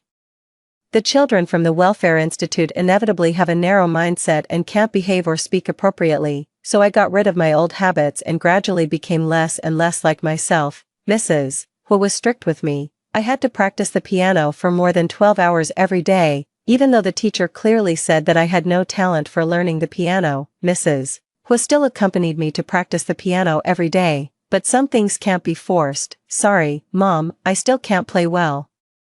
Every time I apologized, Mrs. Hua would look at me with more doting and comfort me. It doesn't matter, as long as Yang works hard, you will definitely be able to play well in the future. Later, I learned that playing the piano was the hobby of Mrs. Hua's deceased daughter. The reason why Mrs. Hua treated me like this was just to find the shadow of another person in me, but I didn't care about that. A fish lacking water doesn't care whether the water it gets is clean or not. It just wants to survive. Water is to a fish what love is to me. It's enough just to have it. I studied the piano even harder and tried even harder to please Mrs. Hua. We became more and more like a real mother and daughter, until at Hui Yan's engagement banquet, he was drugged, and I happened to break into his room. Mr. Hua fainted from anger when he saw me and Hui Yan. Mrs. Hua slapped me in the face, saying, "I shouldn't have brought you to the Hua family in the first place." Hui Yan looked at me in silence, with emotions in his eyes that I couldn't understand, but I thought he was probably regretting it too, regretting choosing me as his younger sister. I don't know what happened. I didn't drug my brother. I tried my best to explain myself, but no one believed me. So later, whenever Hui Yan betrayed me countless times and betrayed our marriage, he would say, "Back then, you didn't hesitate to drug me just to marry your own brother. Now all of this is your retribution." Hui Yan hated me, so after we got married, he always liked to slap me in the face in public and embarrass me. Many people in the social circle were betting on how long my marriage with him would last, at most a year. Once the child is born, Hui Yan will kick her out, but unfortunately, the result was beyond everyone's expectations. Hui Yan and I were entangled for 19 years, even after I died. The words "wife of Hui Yan" were still engraved on my tombstone. Luo Yang. Tell me why you don't want to be adopted by the Hua family. After Hui Yan left with his parents, the director called me to her office. I was silent for a long time before casually finding an excuse. "I don't want to leave you and everyone else." The director sighed and advised me to think about it carefully again. I knew she was doing it for my own good and hoped that I would have a good life in the future, but I didn't want to make the same mistakes again.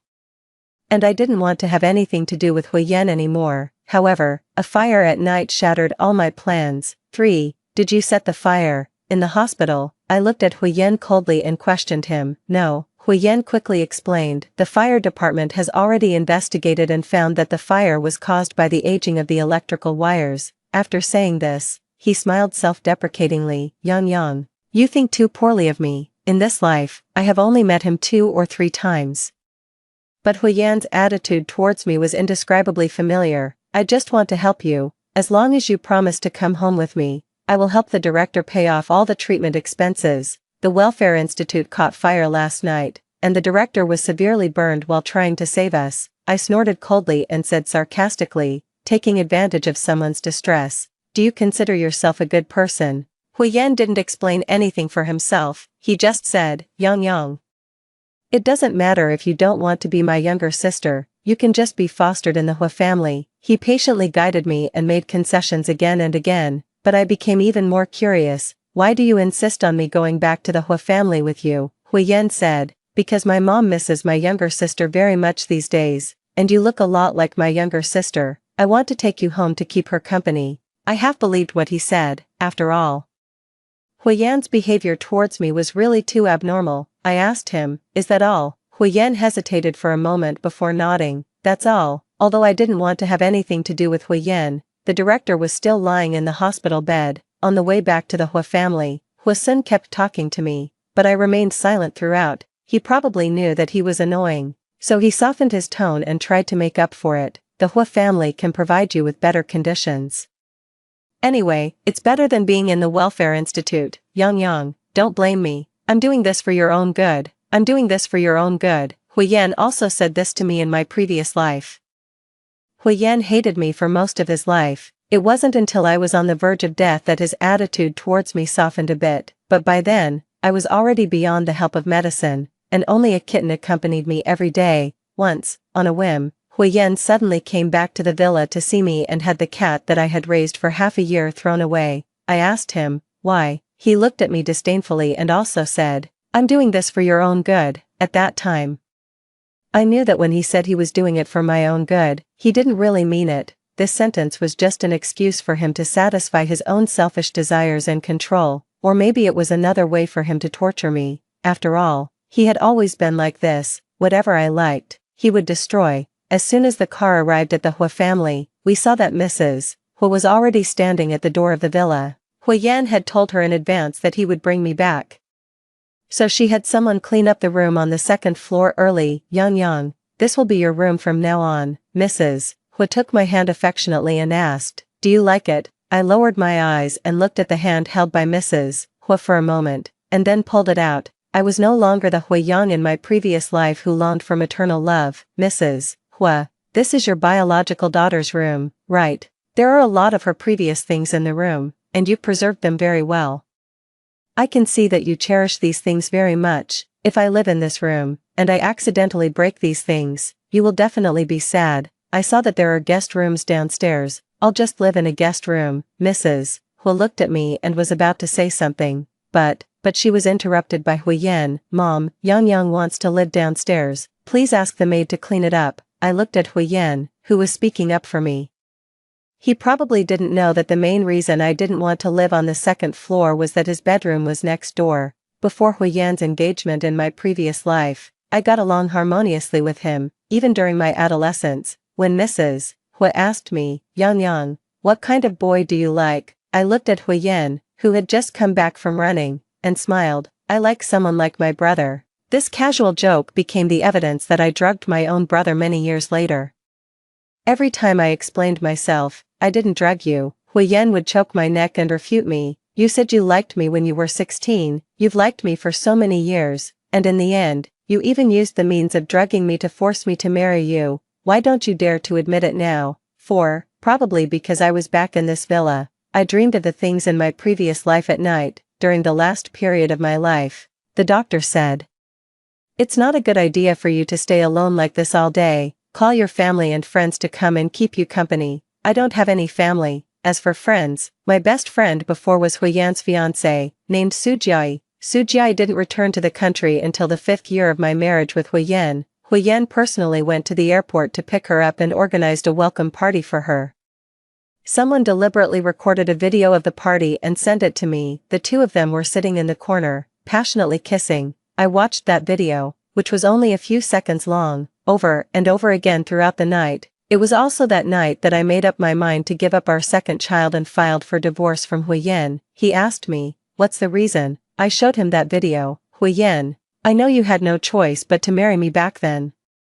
But now that Sujiai has come back, it seems that she has already forgiven you, so let's get a divorce and go our separate ways in the future. In fact, I had already proposed divorce to Huyen several times before this, but he refused every time. I thought that now that Sujiai was back, he would agree this time, but Huyen still tore up the divorce agreement I had prepared and deleted the video on my phone. Yang.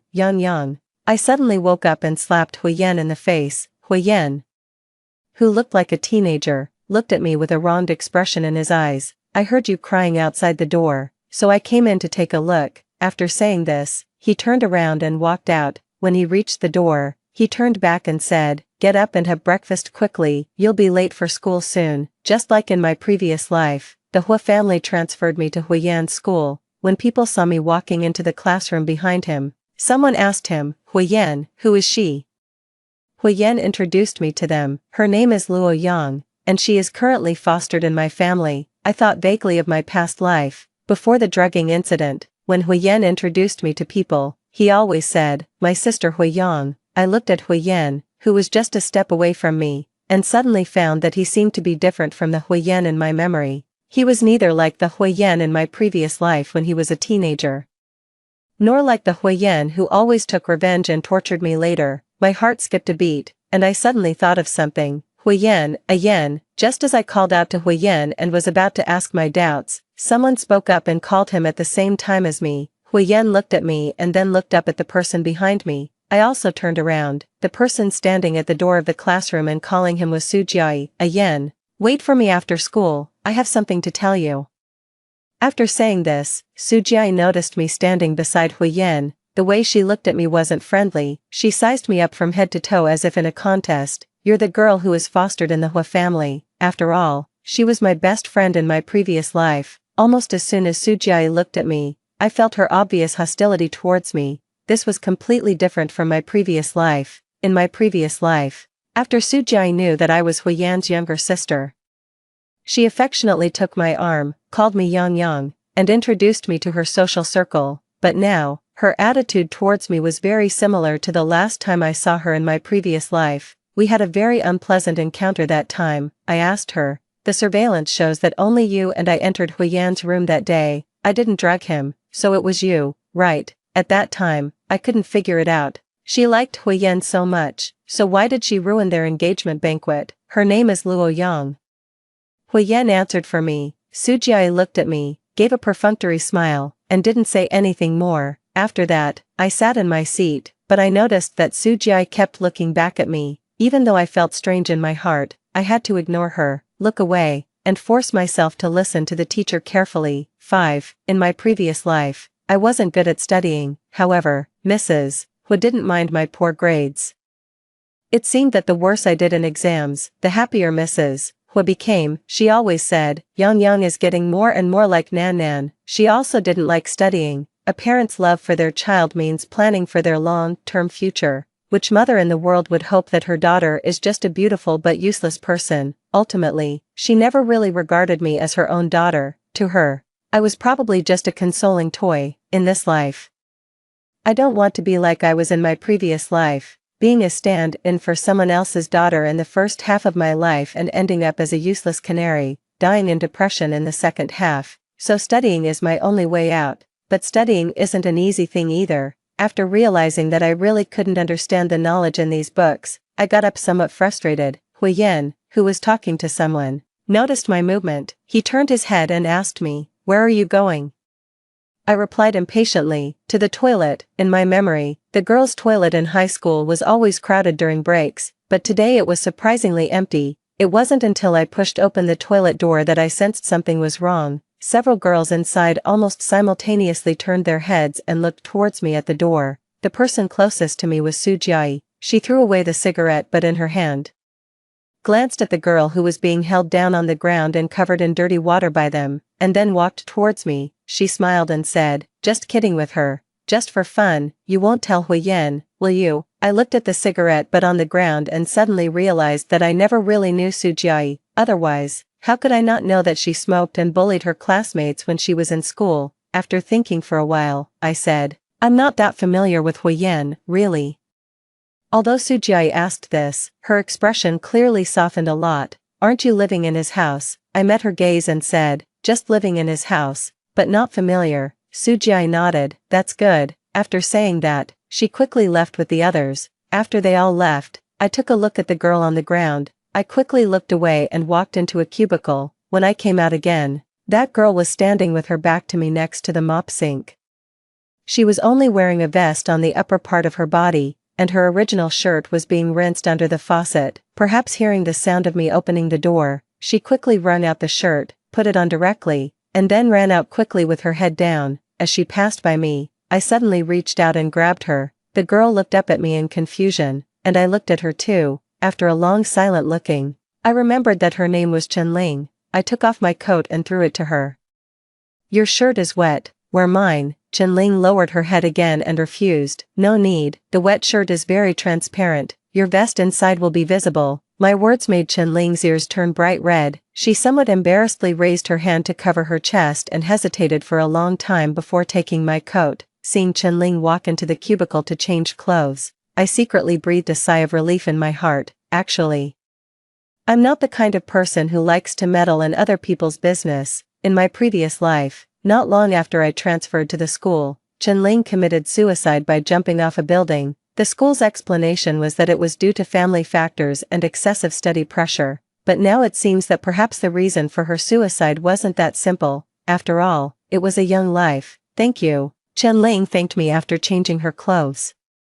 The words "you're welcome" were on the tip of my tongue, but I swallowed them back. After thinking for a while, I asked Chen Ling, "Your grades should be very good, right?" I remembered that Chen Ling was the top student in the grade before she jumped off the building. She was stunned for a moment and then nodded. "Not bad, Chen Ling." I looked at the coat on her. "I lent you my coat. Can you help me with my studies?" I didn't give her a chance to refuse at all and continued, "After the quiz, we will change seats according to our grades. At that time, we can be deskmates, which will be convenient for you to help me with my studies." Chen Ling hesitated for a long time before agreeing to me. After school, Huiyan stubbornly insisted that I go back with him in the car. As soon as I got in the car, Sujiai stopped him. "Yan, can we talk?" I wasn't interested in their business and didn't want to eavesdrop, but just it was very quiet here, and Sujiai was emotional and spoke very loudly.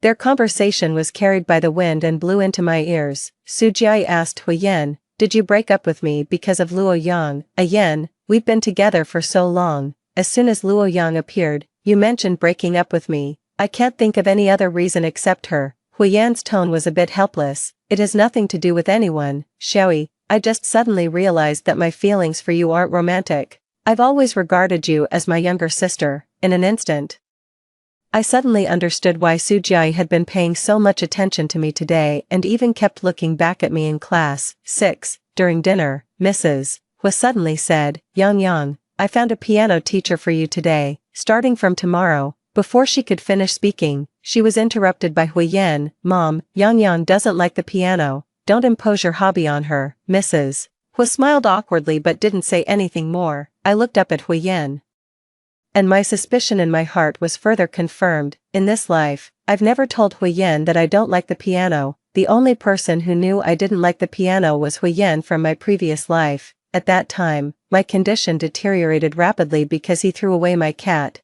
Huiyan, who couldn't stand the sight of me, actually, for the first time, put aside his work and moved back to the villa to take care of me. It happened to be our 19th wedding anniversary. Huiyan gave me a Steinway piano that was airlifted to the country. Even though I said, I don't like the piano, I used to learn it just because Mom liked it. Huiyan just gave me a set of jewelry as a supplementary gift that night. He suddenly seemed like a different person, being meticulous and patient with me. "How do you know Yang doesn't like the piano?" Mrs. Hua was persistent and asked me again, Yang, do you want to learn the piano?" I quickly gathered my thoughts and refused her with a smile. "Aunt Hua, I still need to study. I really don't have time to learn the piano." After dinner, I was about to go back to my room to rest when Huiyan stopped me. Yang, after the quiz tomorrow, we will choose seats according to our grades. Where do you want to sit?" Seeing that I didn't speak, Huiyan continued, "Is the 5th row by the window okay?" This was the seat I always sat in when I was studying in my previous life. Huiyan looked at me with eager eyes, expecting my response. I looked at him deeply and casually said, "Whatever." My perfunctory answer made Huiyan extremely excited. Until the next day, he watched me bypass him and sit next to Chen Ling. "Luo Yang." Huiyan called me in public. He twitched the corners of his mouth and asked me, "Did you get the wrong seat?" "No." Huiyan stood there awkwardly. It was a long time before he silently sat down. "Weren't you the first to choose a seat? Why did you choose here?" I couldn't help but complain to Chen Ling. The seat Chen Ling chose was really bad. In the first row in the middle, I'm nearsighted. I can't see the blackboard if I sit too far away. She usually doesn't wear glasses. Seeing that I was skeptical, Chen Ling frankly explained, "I don't have extra money, so I didn't get glasses." "Oh," I pouted. "I thought you were afraid that someone would sit next to you, so you deliberately chose this really bad seat and left it for me." Chen Ling looked up from the test paper and told me very frankly, "You're overthinking." Whether I was overthinking or not, after school at noon, I still dragged Chen Ling to the glasses store outside the school and forcefully bought her a pair of glasses. I said it nicely. "If you can't see the blackboard and your grades regress, who will help me with my studies?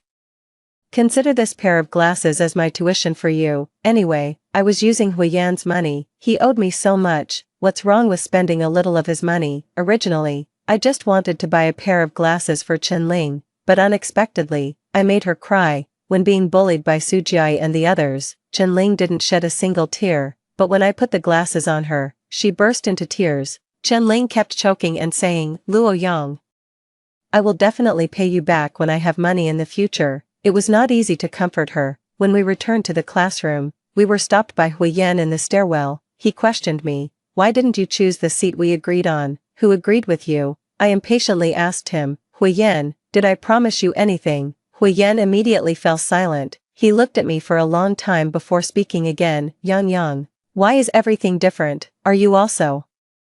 I smiled and looked back at him. Also what? Unfortunately, Huyen didn't answer me, but the fact that he stopped me in the stairwell reached Sujiai's ears. After class, Sujiai came over in person to warn me, stay away from Huyen. Out of concern, Chenling also advised me, Luo Yang, you'd better stay away from Huyen, try not to have any contact with him. To convince me, she also took the initiative to tell me the reason why she was bullied by Sujiai before.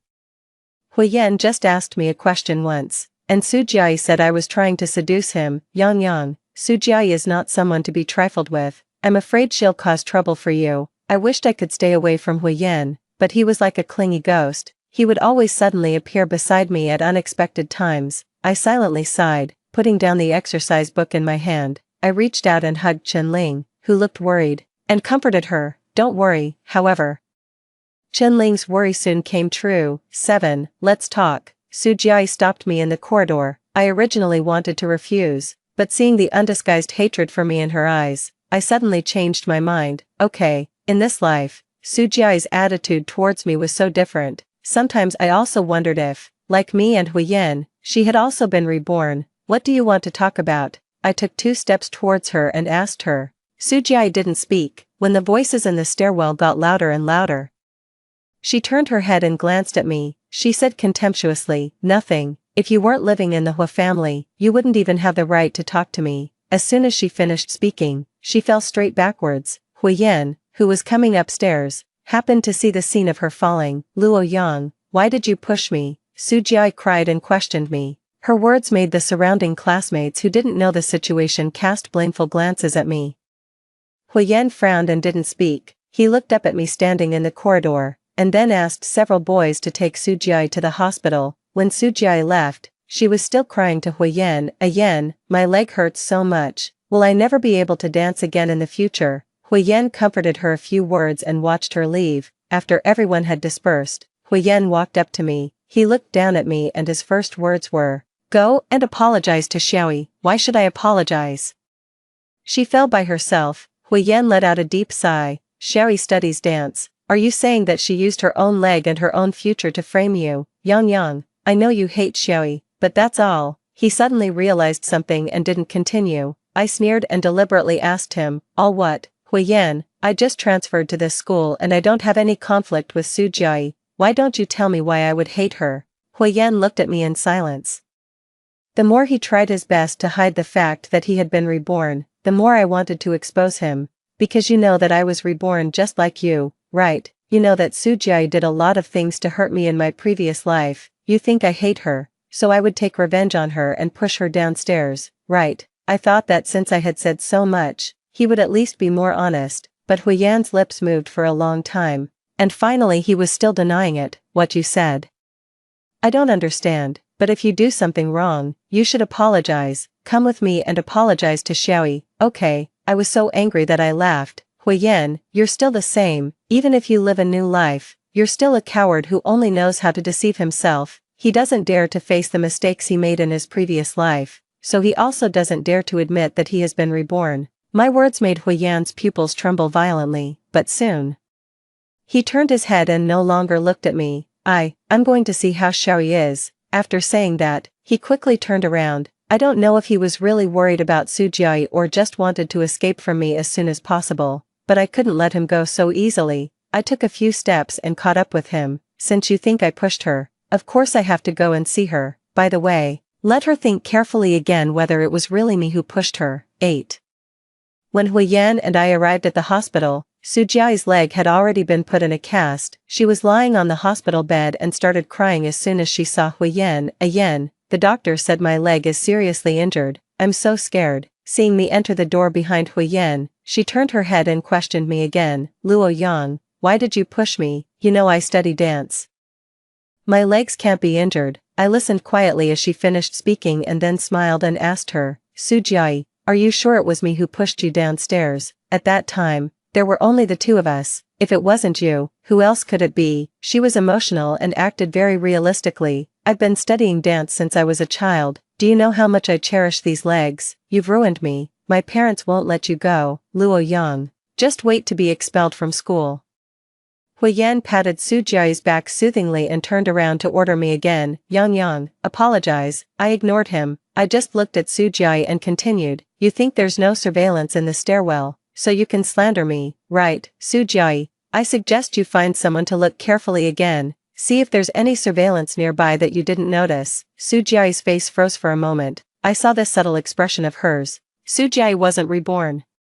Because a reborn Su Jia couldn't not know that the surveillance on the opposite teaching building could capture that area. I was a bit disappointed. I was about to leave. Hui Yan originally planned to leave with me, but Su Jia stopped him and said, Yan, my leg hurts so much. Can you stay with me? Hui Yan glanced at Su Jia and then called out to me, Yang, wait for me outside for a while. Only a fool would wait for him. I walked out of the hospital without looking back. Yang.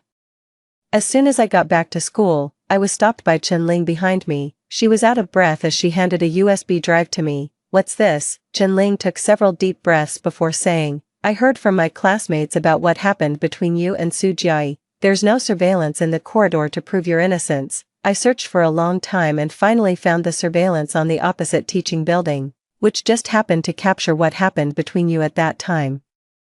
Su Jia's father is one of the shareholders of the school. I was afraid they would delete the surveillance, so I rushed to the surveillance room and secretly made a copy of it. Instantly, a warm current welled up in my heart. I affectionately took Chen Ling's arm and acted coquettishly with her. Chen Ling, you're so good to me. Chen Ling adjusted the glasses on her nose. Even though she tried her best to hide it, I still noticed that the tips of her ears were completely red.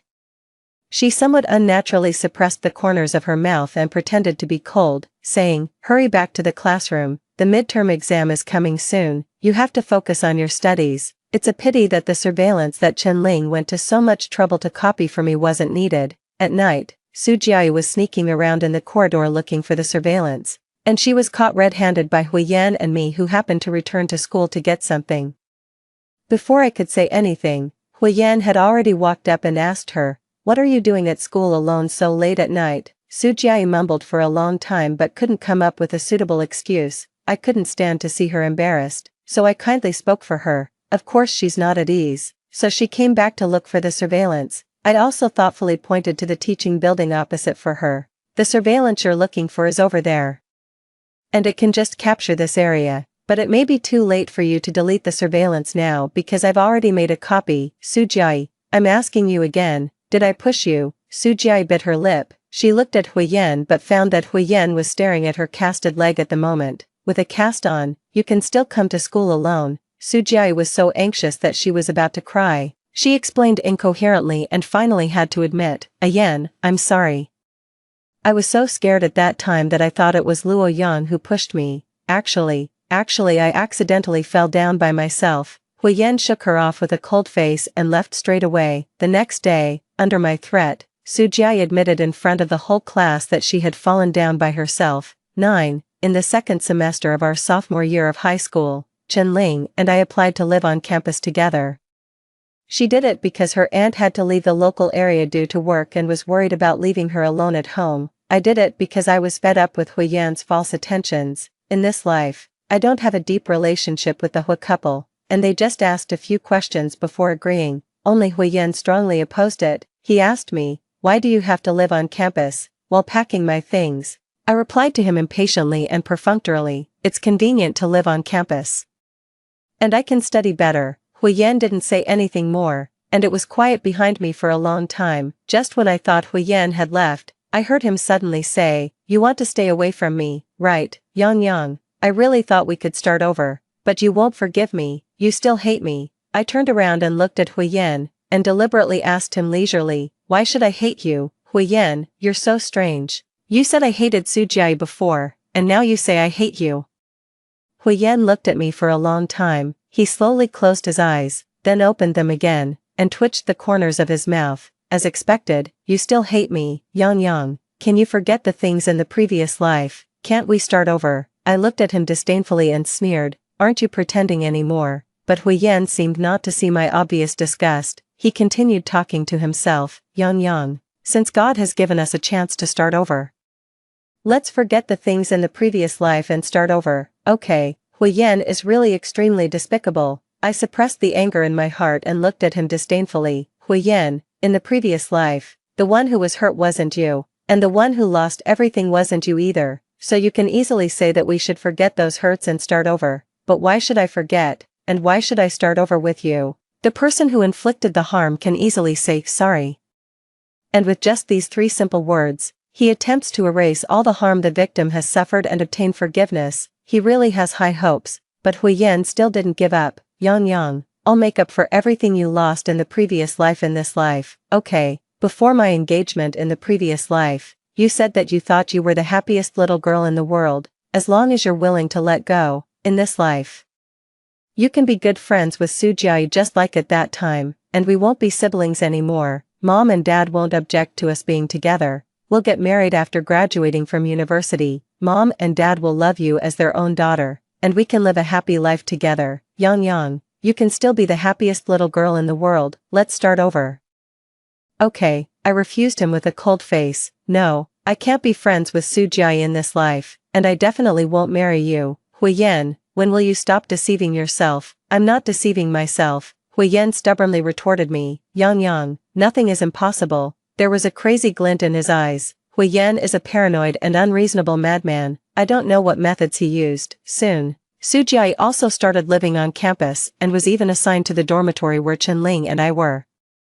She took the initiative to show her friendliness to us several times, but both Chenling and I ignored her, until the day before the final exam. Chenling and I were reviewing in the dormitory when Sujiai suddenly rushed in and shouted at us with tears in her eyes. Why do you guys hate me so much? I've already apologized to you, and I've been trying to please you. What exactly do you want? It's my birthday today, but I have to endure your cold looks in this lousy dormitory. I begged my mom to pick me up, but Hui Yan wouldn't let her. He forced me to be friends with you. I don't want to be friends with you at all. I hate you so much. Since I was sensible, my mom has asked me to please Hui Yan and make him like me so that I can marry him in the future. I've been trying very hard to do these things. But why did all my previous efforts go to waste as soon as you, Luo Yang, appeared? Chenling and I looked at each other. Watching Sujiai sitting on the ground crying hysterically, Chenling pulled me and we left the dormitory. She asked me, do you think I'm too cold towards Sujiai? I shook my head and told her, she bullied you. It's your right to treat her however you want. No one can ask you to forgive someone who has hurt you. In my opinion, Chenling is kind enough, at least when she left the dormitory. She threw a pack of tissues to Sujiai who was crying. After that day, Sujiai became even weirder. She started pestering Chenling and me by any means. She applied to the teacher to change her seat and sat behind me. Sujiai created an illusion that we were good friends. She said, I've made up my mind. I want to study hard with you guys in the future, and I hope I can even go to the same university as you. So she often asked me to teach her how to solve problems. Yang, please teach me. Sujiai's tone made me vaguely think of things in the previous life. At that time, I was her best friend. Every time Sujiai acted coquettishly with me, she used the same tone. Chenling secretly asked me, has Sujiai really changed for the better? Maybe. I looked at Sujiai who was walking towards us not far away. I softly said to Chenling, but I still think it's impossible for a person's personality to change suddenly. No one suddenly becomes bad, and no one suddenly becomes good either. 10. Such days continued until the end of the college entrance examination. Just as Hui Yan said, he was really trying his best to make up for what he owed me in the previous life and was gradually retrieving the things I had lost before. Thanks to Sujiai's one-sided efforts, my relationship with her did ease up a bit. The Hua couple also treated me better and better. After the college entrance examination, they even specially picked me up and took me back to the Hua family and said they would throw an 18th birthday party for me. Sujiai, who came to the Hua family to find me, learned about this. She volunteered, I also want to contribute to Yangyang's birthday party. Hui Yan smiled and nodded in agreement. Okay, you're Yangyang's best friend. If you're willing to help, Yangyang will definitely be very happy. After saying that, Hui Yan looked at me meaningfully. Yangyang, your relationship with Xiaoyi is getting better and better now. As expected, nothing is impossible. I knew what he meant by that. but I just smiled and didn't refute him. On my birthday, Hui Yan gave me a wristwatch worth more than 3 million yuan. I didn't refuse and happily accepted it. After all, my fostering relationship with the Hua family would only last until I turned 18. There would be many places where I needed money after leaving the Hua family. Since he was willing to give it, I had no reason not to accept it. The Hua family had great influence in Beijing, even for my birthday party. Many celebrities and influential people came. There were also some classmates from my class who were invited by Su Jiai. I only invited Chen Ling. This birthday party was so grand and magnificent that Chen Ling and I felt a bit out of place. We hid in the backyard together. What are your plans for the summer vacation? Chen Ling took small sips of juice and softly replied to me. I plan to work during the summer vacation and at least earn enough money for my freshman year's living expenses.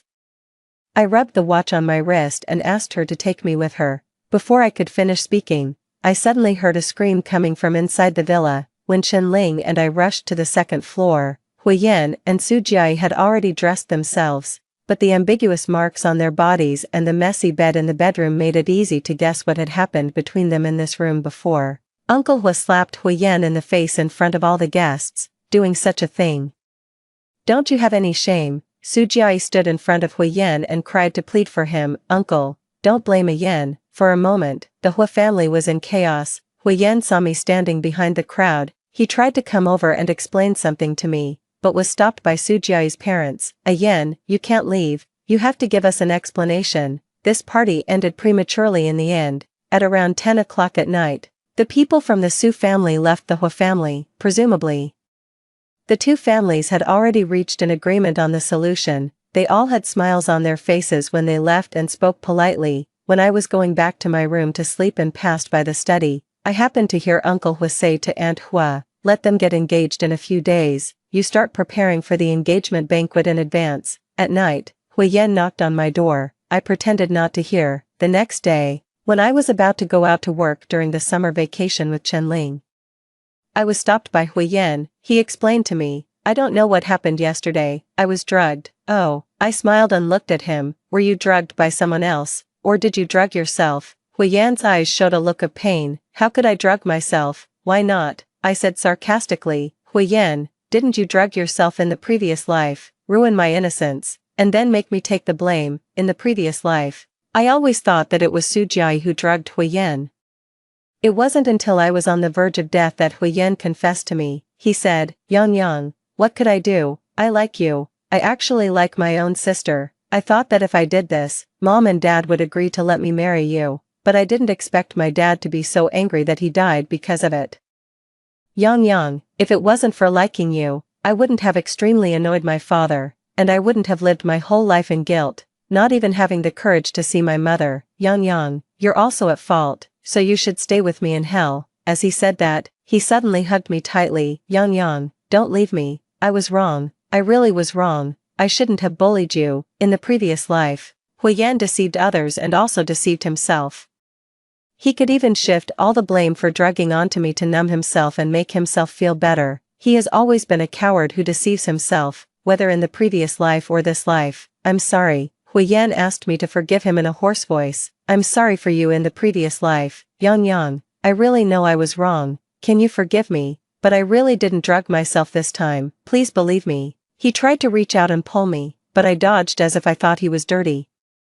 When I turned around and walked out, I heard Hui Yan still saying, Yang, I'll cancel the engagement with Su Jiai, wait for me. I left straight away without looking back. 11 When the university was about to start, Chen Ling came to the Hua family's residence to help me move my belongings. The couple of the Hua family returned to their previous cold attitude towards me. When they heard that I was going to move out, they just casually said a few polite words. Everything was going smoothly at first, but unexpectedly, Hui Yan came home early. He stopped me and asked, my parents agreed to let you move out. When he saw me nodding, he still couldn't believe it. It's impossible. My parents said they like you very much and have always treated you as their own daughter. Wait, I'll go and ask them. While he was going into the house, Chen Ling and I had already left with our things. After leaving the residential compound, we ran into Su Jiai. Su Jiai no longer greeted us as she used to, nor did she deliberately try to please Chen Ling and me. I thought that originally she should have no intention of paying attention to us, but for some reason, she suddenly turned back and called out to me, "Luo Yang, didn't you really think that I wanted to be friends with you before? To be honest, if it weren't for Huiyan's request, I wouldn't even give you a second glance, probably because she and Huiyan were already engaged." Sujiai even leaned close to my ear and told me her secret. "Actually, it was me who drugged Huiyan on your birthday." I glanced at Sujiai and truly thought from the bottom of my heart that she and Huiyan were a perfect match. They could even come up with such a disgusting method together. I will marry him in the future and become a member of the Hua family. Luo Yang. Actually, I don't like Huiyan that much either. But I have no choice. My parents really want to form an alliance with the Hua family through marriage. Sujiai told me in a boastful tone about how many benefits there would be in marrying Huiyan, but I remained indifferent throughout. No one knows better than me how painful it is to marry someone like Huiyan. After parting with Sujiai, Chenling suddenly said, Yang, you're right. No one suddenly becomes bad. And no one suddenly becomes good either. She sighed and said, fortunately. We didn't fall for it. 4 years later, after graduating from undergraduate studies, neither Chenling nor I chose to pursue a master's degree. We started our own business. On my 18th birthday, Huiyan gave me an expensive wristwatch. For children in the Welfare Institute, being adopted is a stroke of luck, thanks to our good luck in recent years and some memories from my previous life. Chenling and I have managed our company very successfully. I met Huiyan again at the bidding site.